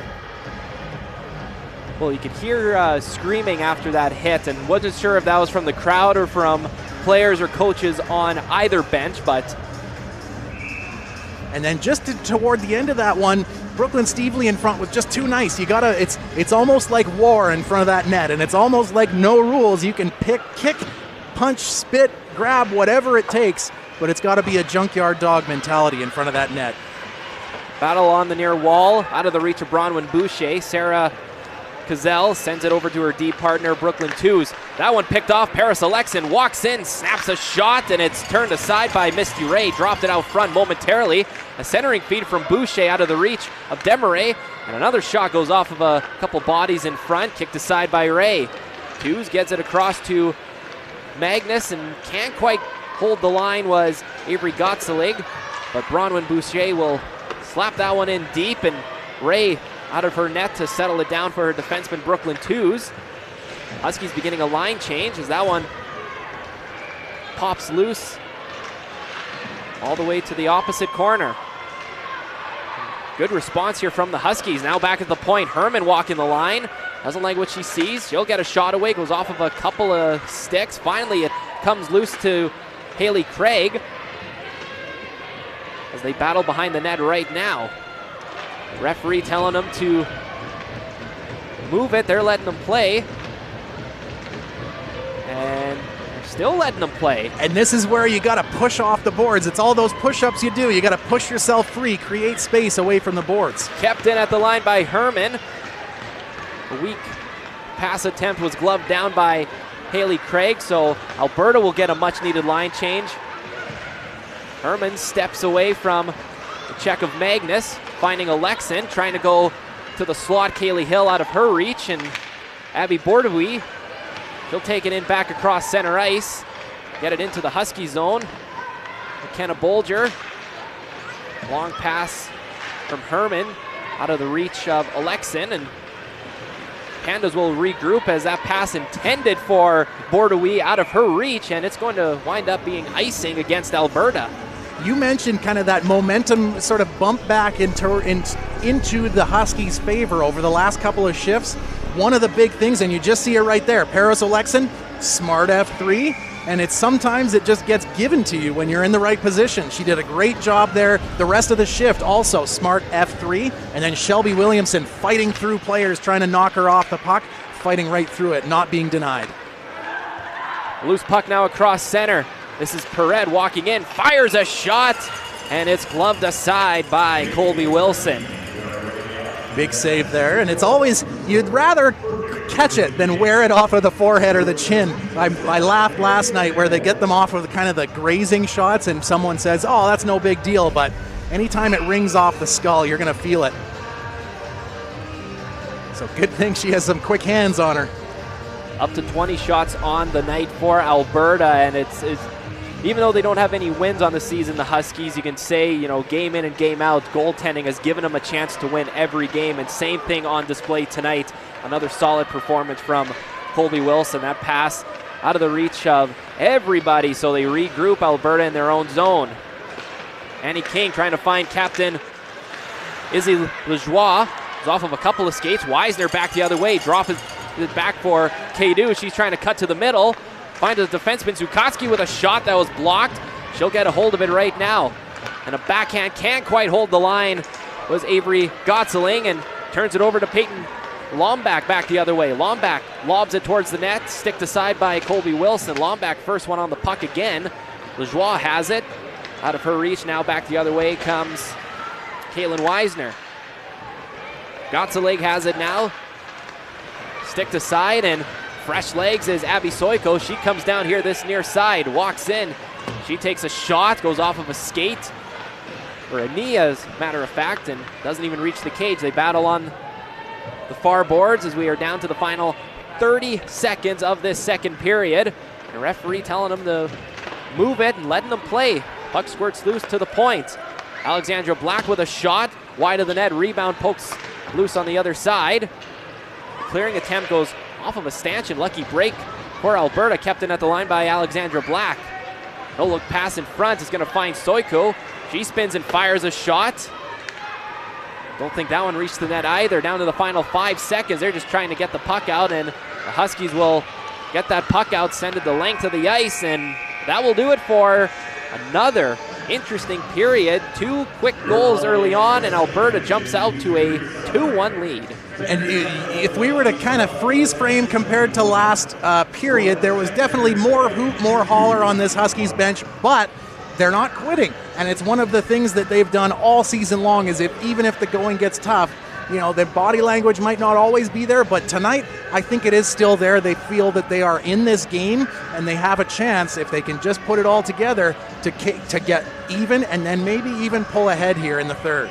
This game is far from over. Alberta enters the third period with a 2-1 lead. Third period action just around the corner. This is Canada West Hockey on Canada West TV, presented by BioSteel. Our game of the week featured on CBC Sports and TELUS.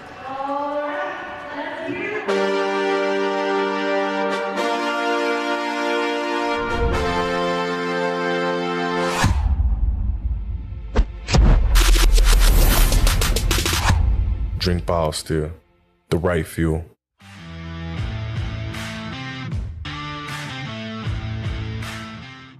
Hey everyone, welcome back into the Huskies Unleashed podcast. We've got another great interview lined up today, of course sponsored by Original 16, with 2 wrestlers from our women's wrestling team, Sierra Mullen and Taban Toll. Welcome. Thank you.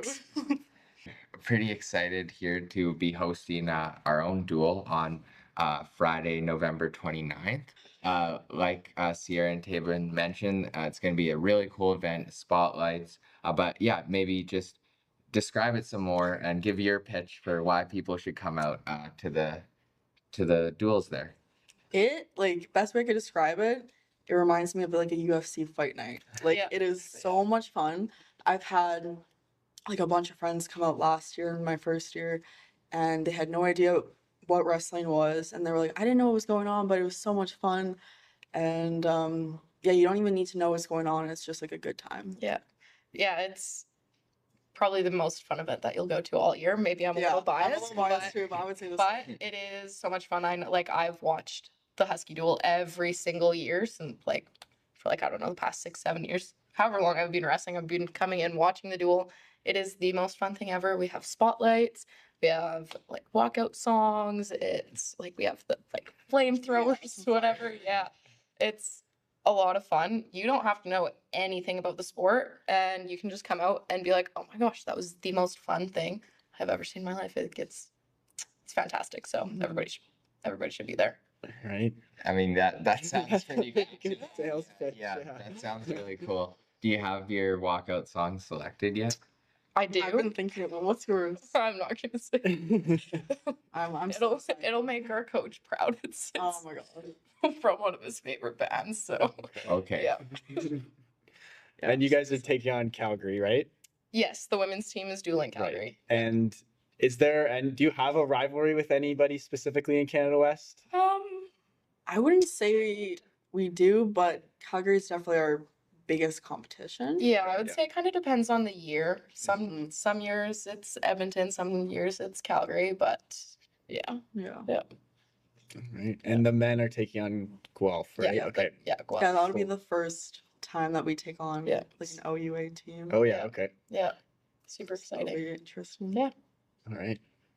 And now you guys, this isn't the only meet we get to meet we get to host as a school here. You guys also get to compete in the Canada West Championships at home. Tell me what that's going to be like. How exciting is that to be able to host that championship tournament? I think it's super awesome. It's definitely a bit more nerve-wracking because we're at home, but it's really nice to have your family be able to come watch you and stuff like that, and have your friends come to watch you. I think that the atmosphere is just going to be awesome. But yeah, I think the pressure's definitely on when you host such a big championship at home, but support from everybody coming out. We put on the best tournaments in probably Canada. I'm a little biased, but for sure Can West. So I think it's going to be super fun. I'm super excited to host Can West in my first year. It's going to be good introduction. Awesome. Yeah, fantastic. Excited to win championship at home. Yep. Now, I know we said, you don't have to know much about wrestling to enjoy the event, but it would be nice if we can maybe take some time to just talk about the scoring system a little bit. And how do you score points? How do you win a match in wrestling, basically? So there's a couple ways to win a match. You can win by technical decision. You tech them. So that's just a 10-point spread. So it can be you score 10 points, they score none. You score 14, they score 4. So 10-point spread, you win. Okay, I'm gonna slow you down a bit here because I'm very novice when it comes to wrestling. So how do you score a point? By takedown? Yeah. So by taking them down. So you can go back. Yeah, feet to back is 4 points. Okay. If they fall on their side or their stomach, that's 2 points. You can throw them, which can be 2 points, 4 points, 5 points. That kind of depends on how they land. So if I throw Sierra and she goes right to her back and her feet go way up in the air, that's 5 because her hips are going to go over her head. So that'd be like a suplex. Yeah, right. So that's a 5. That's called grand amplitude. They kind of I think that was more recent that they kind of put that in. Suplex sounds a lot more better. You can score 4 just by going throwing them and they land on their back. If you throw them and they land on their stomach, that's 2. So yeah, there's kind of a lot that goes into scoring. You can also score 1 point by pushing them out of bounds, step outs and stuff, and then there's caution points and stuff, which is just a whole lot. It's a whole to get into. Okay. Yeah.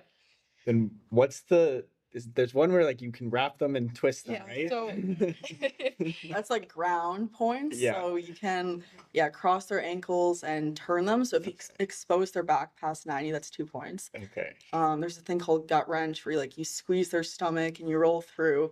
That's 2 points. and then there's a pin. So there's like a bunch of different pins. But if you pin both their shoulder blades to the mat, then the match is like automatically done. Yeah. Okay. And it's super important that when you're pinning them, you have to show control. It's not just like, oh, their shoulders touched for 1 second. Oh, they must be pinned. Where's the pin? You show control when you're pinning them, and then that's match over. So that's the most definitive way to win a match is by pin, and then again by tech. So you score 10 point, like within a 10-point spread. And then if you end the match and you just have more points than them, you win. And then if you have the exact same amount of points, goes to criteria. That one's a little bit more like complicated. The last person that scored. So the last person that scored, if it's like 9-9, the last person that scored wins. Unless the other person has more 4 points. Yeah, so we won't get into that. That's like so there's a whole lot of criteria. Right.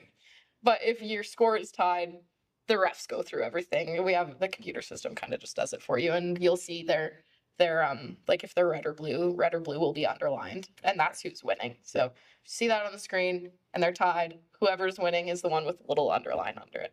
Yeah. Okay. Yeah, her dad's a ref, so she knows all this. Okay. There we go. So basically, to sum it up, you could win on points, you could win off of the pin, or you could win off criteria. Yeah, pretty much. Yeah. Yeah. All right. Yeah. Easy enough. Good Yeah. way to explain it. Yeah.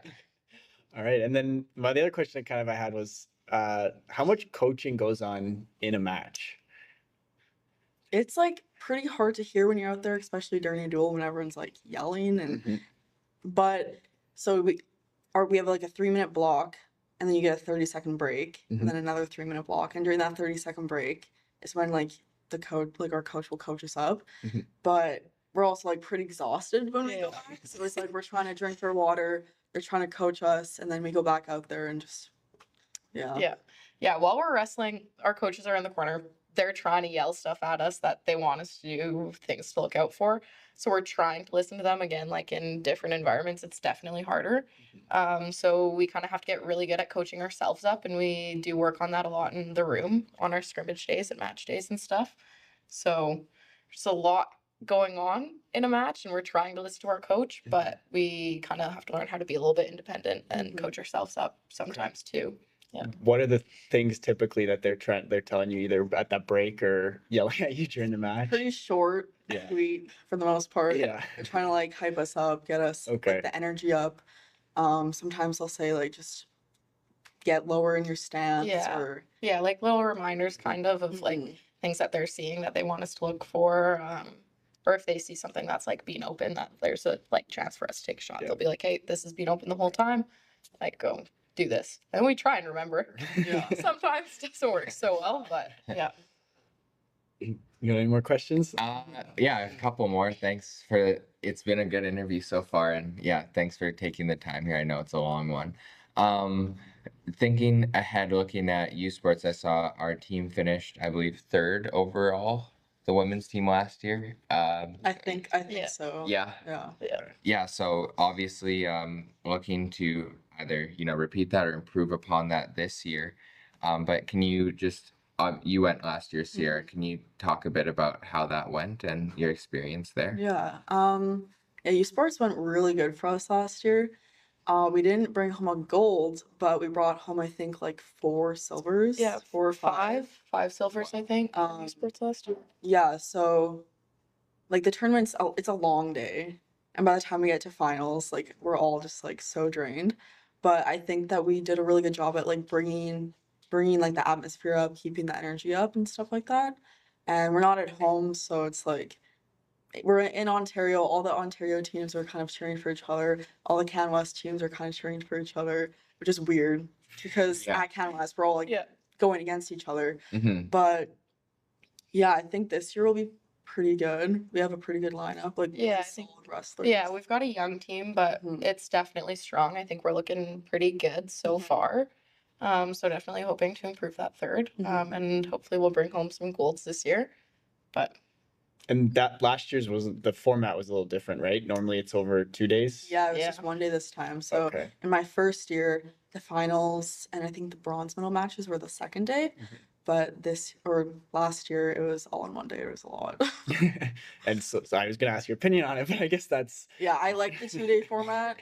Some people would say otherwise, but I like the 2-day format. okay. Because I guess it changes it kind of, because then it also becomes a bit of an endurance thing as well. Hey. Yeah, like you get tired easier and stuff like that. More matches in a day too. So. Right. Yep. And then I know there was a snowstorm that kind of went on. Oh God, yeah. Do you want to share that story? Yeah. So after U Sports, there was like a big blizzard here, and we get to the airport and all the planes were canceled. Like they canceled all the flights. And our coach was like, yeah, we might have to drive home. We're in Toronto. And we were like all laughing. We're like, yeah, there's no way. Like, we're going to stay in a hotel or do something for like a few days. And then he comes back. He's like, yep, I booked all the vans. Like, we're driving home. We were like, are you joking me? Like, we were literally sitting there like jaws dropped. We're like, wow. So yeah, it took us like almost 3 days to drive home. A lot of stops. We stopped in Brandon, I think. Yeah, it was a long drive. Bet that was a good time for some bonding. The boys team made a really funny song. The girls team, I don't know, like we just all chatted in the van. It was like a team bonding thing. It was nice. But then we were living off of like gas station food for 3 days, and we had U Sports 2 weeks after that. So we really had to like hit the gym after because we had to make it the weight class 2 weeks after that. Yeah. Wow. So did you go straight through, or did you stay over? We spent 2 nights. Okay, yeah. That'd be a long drive. I think it was like over 20 hours, like 22 hours, something like that.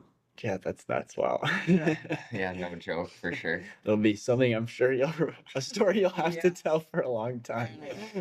No, it's crazy. That pretty much wraps it up. Anything else that you two want to share while you're here? No, I mean, just come out, support. Come out to the duel, come out to Can West in February. Friday 29th, 7 p.m., Education Gym. Yeah, it's going to be a good time. I think everybody should come out. Yep. All right. Well, we'll be there. Thank you again for joining us. Yeah, Thanks for having us. Yeah.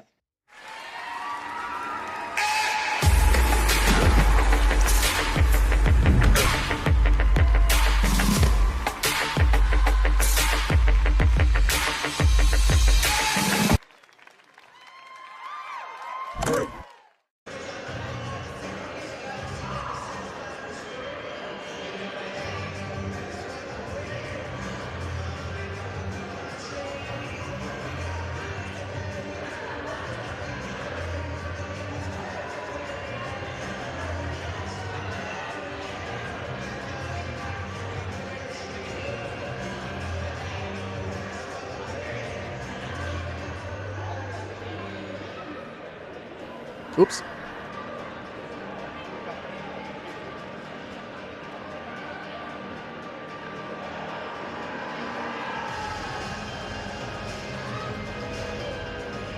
Fans, please be advised the game will be resuming shortly, so make your way back to your seats.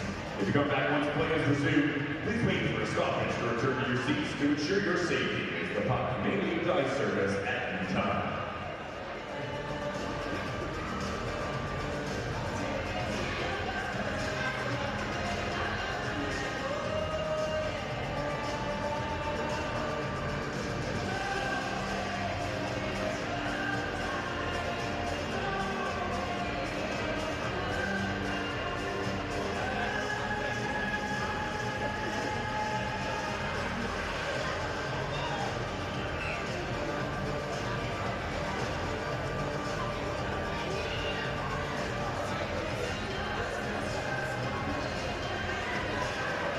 Welcome back to Merlis Belsher Place. Alberta Pandas have a 2-1 lead over the Saskatchewan Huskies. Women's hockey here on Canada West TV, presented by BioSteel. Our game of the week featured on CBC Sports and TELUS. John, in terms of stats after 2 periods of play, it was a good start in the first period.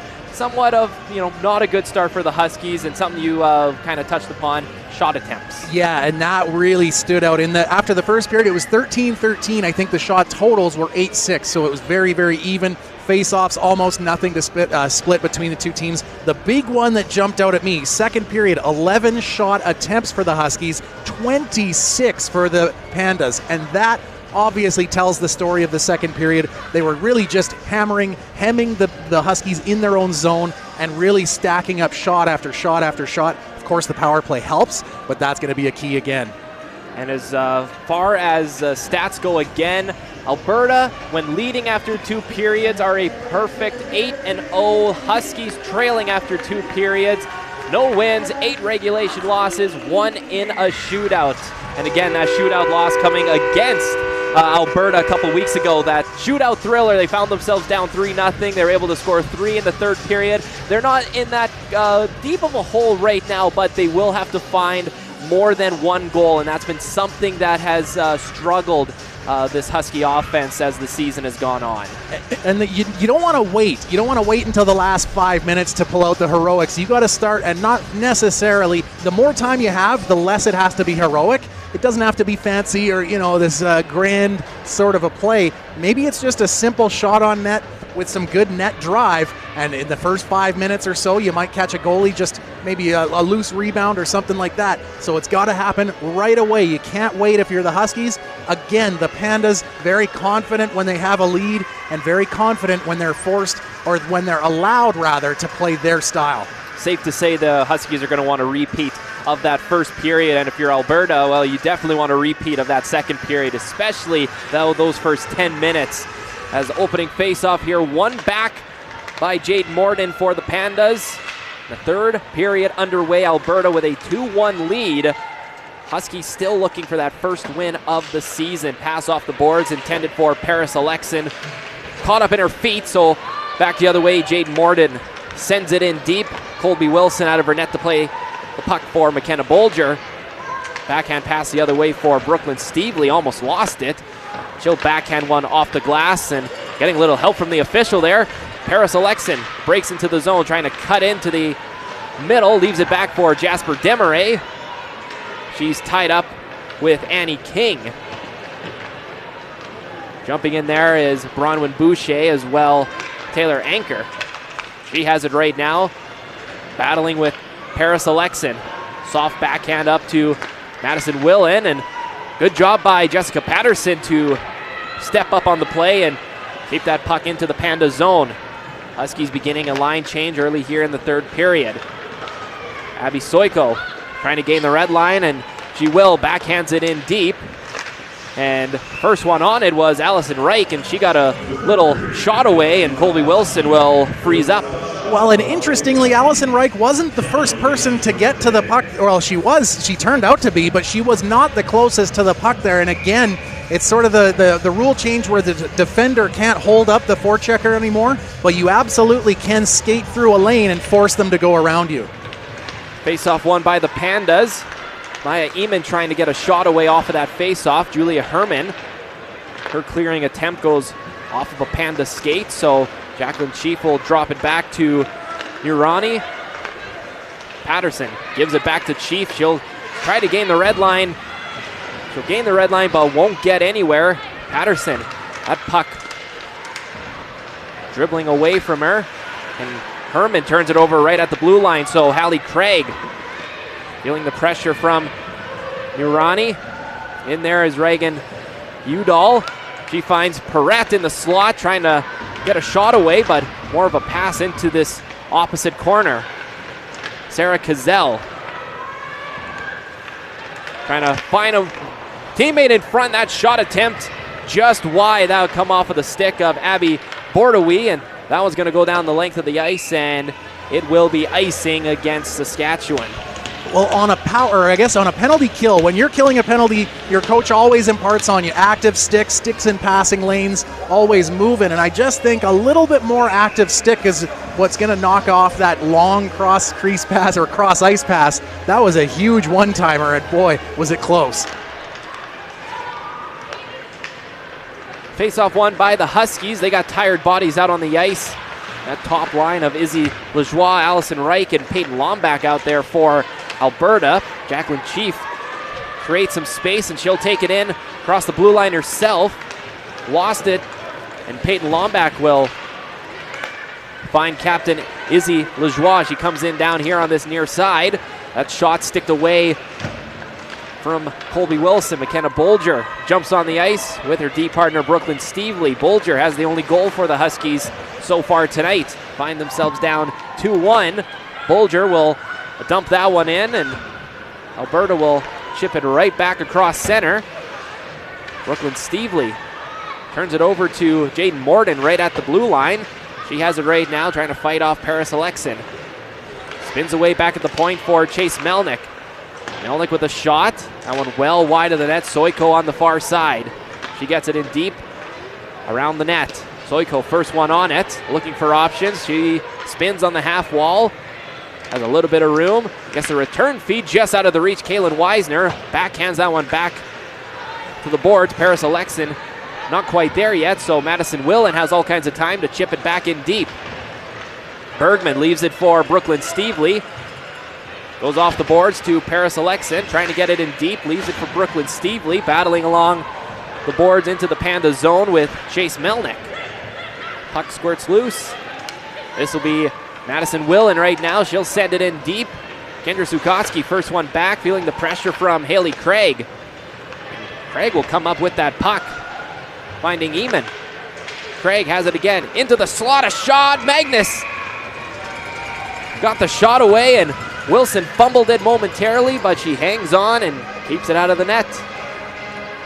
That last time, Kendra Sukotsky's going back for the puck, but she doesn't have any options, and worse still, nobody's talking to her, letting her know where the option is, so she's kind of got to do two jobs at once. Go retrieve the puck, I guess maybe three jobs, locate an option, and then get the puck to them. But if you don't have talk, it's a really hard job to do all three of those things under pressure. That puck just gets away from Kendra Sukotsky. Eamon trying to go back deep. The Huskies were able to get that puck out. Shelby Williamson on the race right now. Shovels it in deep. It's Brooklyn Twos right now. Leaves it for her D partner, Sarah Cazell. She's going to take it out herself, trying to find Holly Magnus. That one just out of her reach. Julia Herman will get that one up to Williamson. Williamson clears the zone. Pass out of the reach of Jade Cadu. And Alberta back the other way. A clearing attempt goes off of the cage of Abby Bordewy. Panda stay on side. Clearing attempt by Herman is kept in, and Bordewy on the one-time shot that was blocked. And the Huskies are in need of a line change right now. That shot in right on net to Colby Wilson, and she surveys her options, and she's going to elect to cover up. It's a very fortunate thing as a goaltender. You're able to control the pace of the play, and that was a very important time. As you can see there, that one-timer attempt and a good block by Gottslig, but it was just starting to get a little too loosey-goosey in the defensive zone, so Wilson says, let's get a fresh five out there. They'll have time to sort of set themselves up, and let's get out of our zone, shall we? 14:48 left to go here in this third period. Still a 2-1 lead for the Pandas. Julia Herman backhands it around her net for McKenna Bolger. She fans on a clearing attempt, but it's kept in at the line now by Alexandra Black. That shot was blocked by Herman. Jasper Desmarais comes up with it. Trying to find Julia Herman. Clears the red line, and she dumps it in. First one on it was Bronwyn Boucher. It was just out of her reach. Pass out of the reach of Alexandra Black was out of her reach, but she's able to get it for Allison Reich. They send it in deep. Alberta and the Huskies beginning a line change. Long stretch pass connects with Paris Alexin. Here on this near side, trying to go back to the point. No one there, but it's picked off by Willen. And Alberta had a chance for a second back the other way. Huskies reset. Stevely connects with Alexin. She tips it in. She'll go peel off for a line change.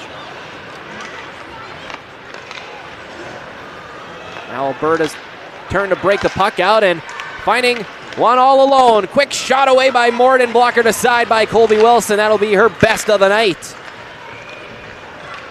Puck bouncing around the face-off dot. Jade Cadu, long pass, stick to side by Williamson on the wrong side of the red line, but Misty Ray jumped out to play the puck, so icing waved off. I don't think she realized it was going to be icing. Well, and I thought the forward linesman made what I would have called the right call in waving that off, but definitely the back one was signaling icing. Puck doesn't go anywhere in the corner, so play is going to be whistled dead with 13-14 to go here in the third period. The Bears, or the Pandas rather, as we watch that shot again, and a huge blocker saved by Wilson. It's funny, when you watch Wilson before that, I would have been panicking. You'd see me literally shaking my space boots, but Wilson's just calm and poised in there and really does a good job of telescoping out and cutting off the angle. Craig won that draw back to Taylor Anker. There's a couple Huskies on the forecheck. They're able to win that puck back. Nurani behind the net, trying to sidestep away from Anker. Sends it in for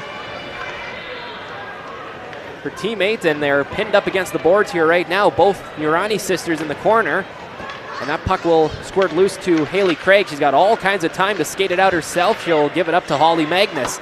Magnus goes off of the glass trying to find Eamon. Trying to get around Kendra Sukotsky. She drops it back for Nurani. Over to Jacqueline Chief. Take it out herself. And Jaina Nurani will dump it in. Misty Ray out behind her net to slow things down for her defense. Pass intended for Udall out of her reach, so it's going to be icing against the Pandas with fresh legs on the ice for Saskatchewan. So a great opportunity, like you said, with fresh legs, and this is a very rare time when the Pandas try to stretch the play and sort of get caught reaching, or I guess cheating is a little bit of a stretch, but here's the opportunity the Huskies need, and it's got to be quick. Face-off won by the Huskies, but it's picked off by Udall. A good work by Bergman to win that puck back. She gets across center. She'll dump it in deep, and the Huskies will play chase. Paris Alexin, first one in there. Great work to win that puck back. Stevely has it at the line, but she can't hold it in. She'll spin and fire it back in. Misty Ray out to play the puck. All kinds of time as delayed offside waved off. Ryan Perrette up the middle to Reagan Udall. Udall goes across a couple of Huskies, and another chance for Abby Bordeaux on that one-timer side, but couldn't get the shot away. She has it here again on the near side. She'll dump it in and peel off for a line change. Chief shovels it along to her D partner, Julia Herman. Breakout pass goes by a couple of Huskies. Jacqueline Chief will jump on that puck over to Jade Cadu. She'll get it in deep. Huskies will play chase again. Herman can't quite hold the line. She gets it in at center ice. She'll dump it in deep again. Brooklyn Twos will go around her net for Sarah Cazell. Long stretch pass off the stick of Izzy Lejoie, but Alberta still comes up with it. Lombag walks in with a shot and an easy glove save for Colby Wilson with 10:55 to go in the third.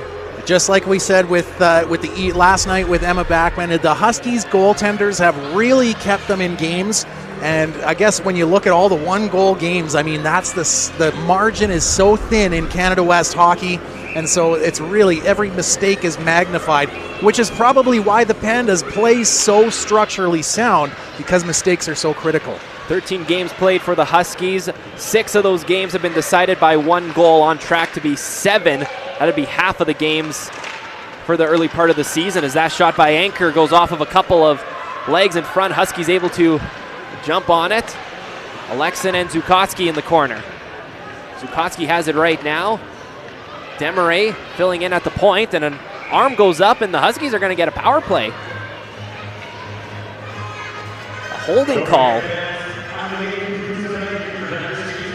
And it looks like it is going to be number 27, Annie King, heading off. And just like we said with the offensive zone faceoff, where that's a golden opportunity that you cannot squander, this power play at the midway point of the third period, there's the hold along the boards there. This power play is so critical.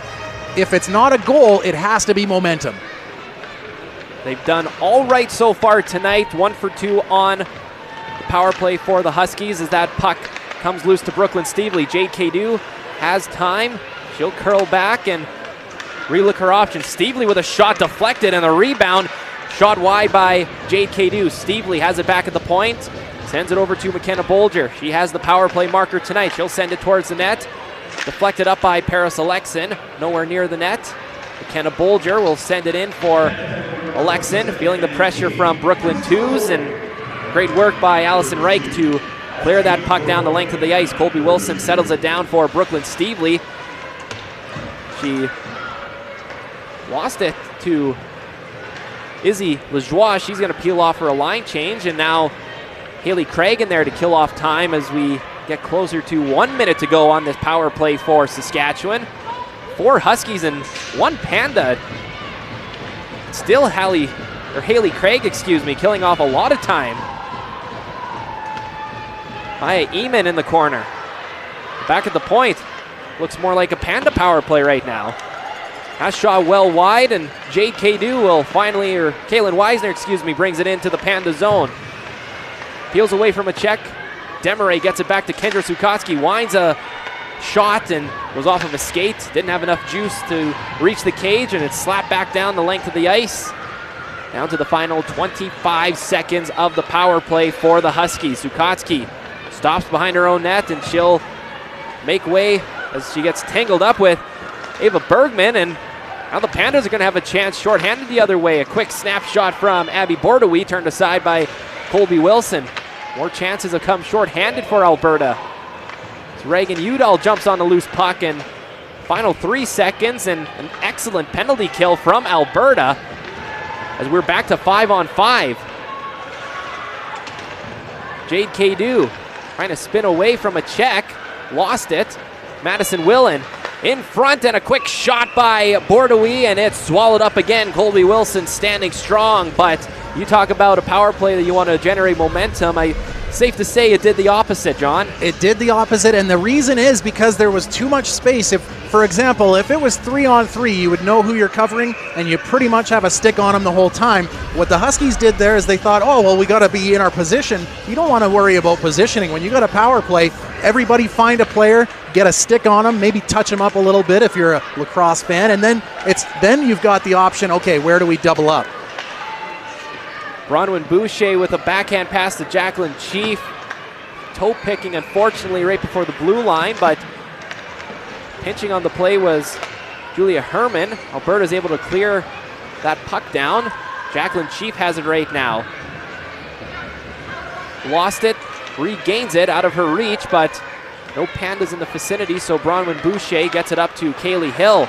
Trying to make one too many moves at her blue line. Fortunate there to get it back. She'll send it in deep. Huskies begin a line change.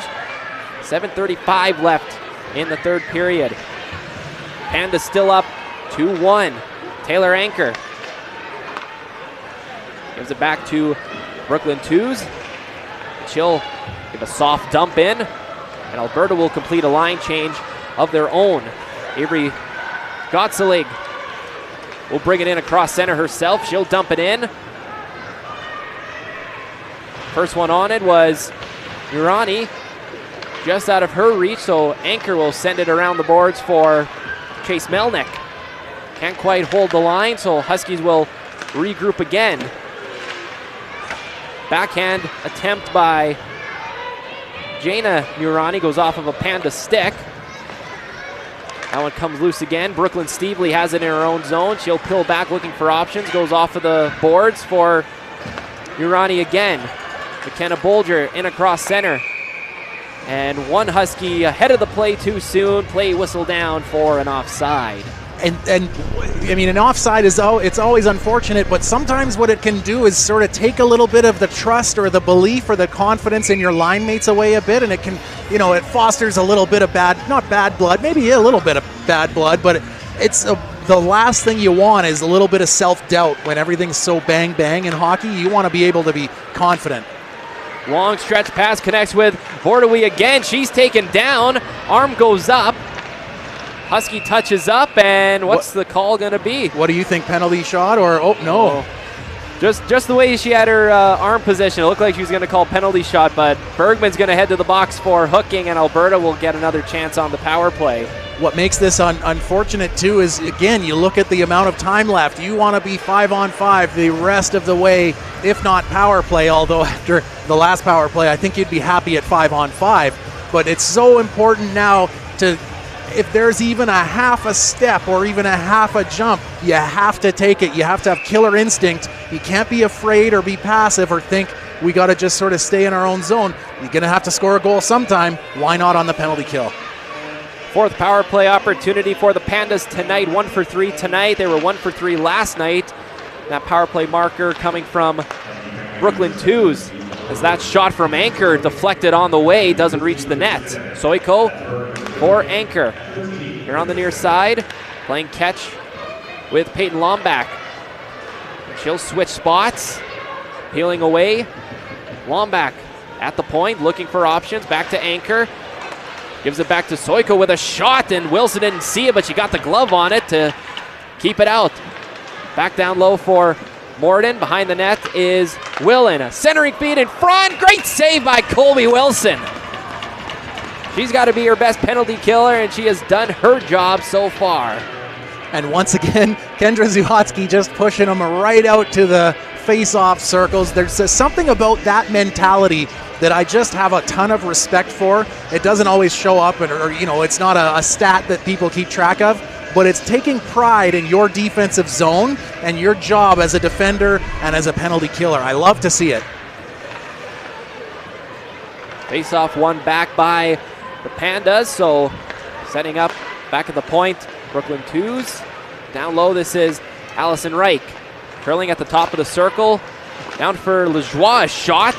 Turned aside by Colby Wilson. Back at the point for Kazil, another shot. That was deflected early on by Husky player, and it's slapped away by Jade Cadu. Not enough to clear the zone. Down low, Reich looking for options. She's at the top of the circle again. Gives it over across for a quick shot away, blocked away by McKenna Bolger, and she clears the zone, and both teams will begin a line change. 38 seconds to go on the power play for Alberta. And there's Boucher putting on the pressure. That's what you like to see, even on the penalty kill. You need something, and sometimes that's going to be it, winning a race.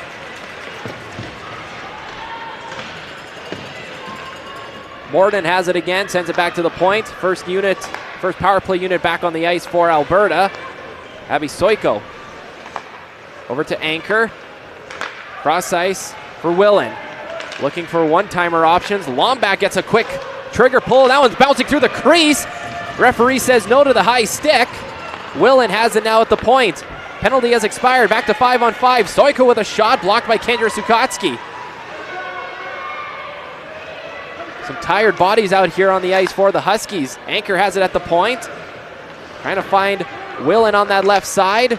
Gonna go for a skate around the net. And they begin a line change behind the play. Ava Bergman taken down, trying to get it over to Herman. And Williamson just out of the reach. Jaden Morden pinching down.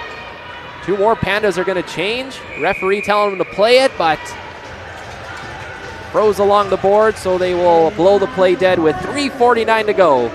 And interesting, I'm going to wait and see. I wonder if this is the time that you might call a timeout as we get a look. This, Jackson, is my favorite thing about this new arena, the Merlis Belsher Place, is you get community hockey kids. There's a community rink next door, but you get the kids, and especially the young girls, out enjoying Canada West hockey and visualizing themselves maybe one day wearing the Husky logo or maybe even the Panda logo, but we won't hold that against them.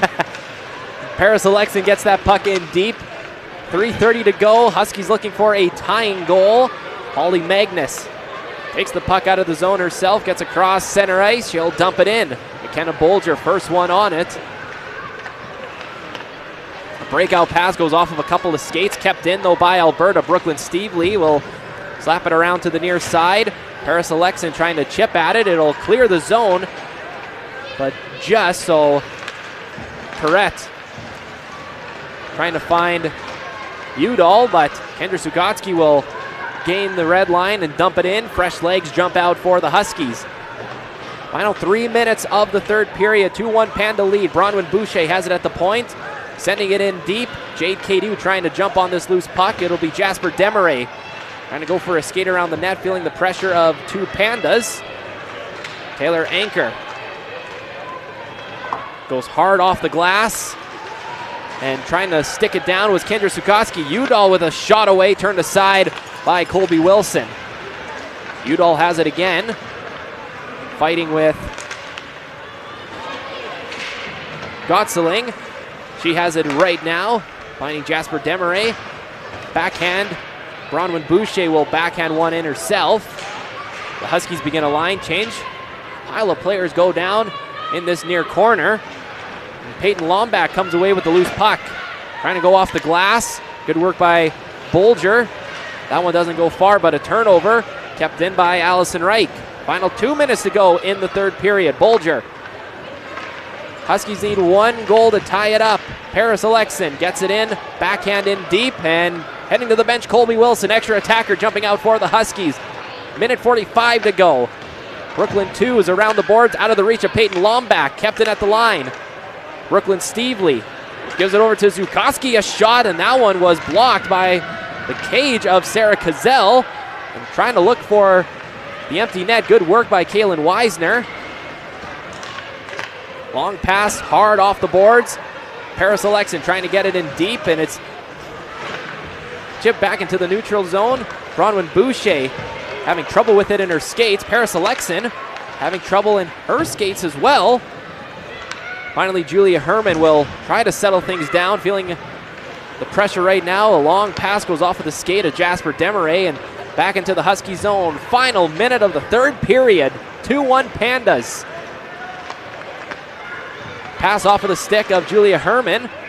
That one goes off of a couple of sticks and into the Panda bench, so play blown dead. And my original question from last whistle stands. Do you call a timeout if you're the Huskies or Pandas? Boy, did you see that first goal of the game there that got the Huskies going, and then into the second period it came, and that's when the Pandas rather came on.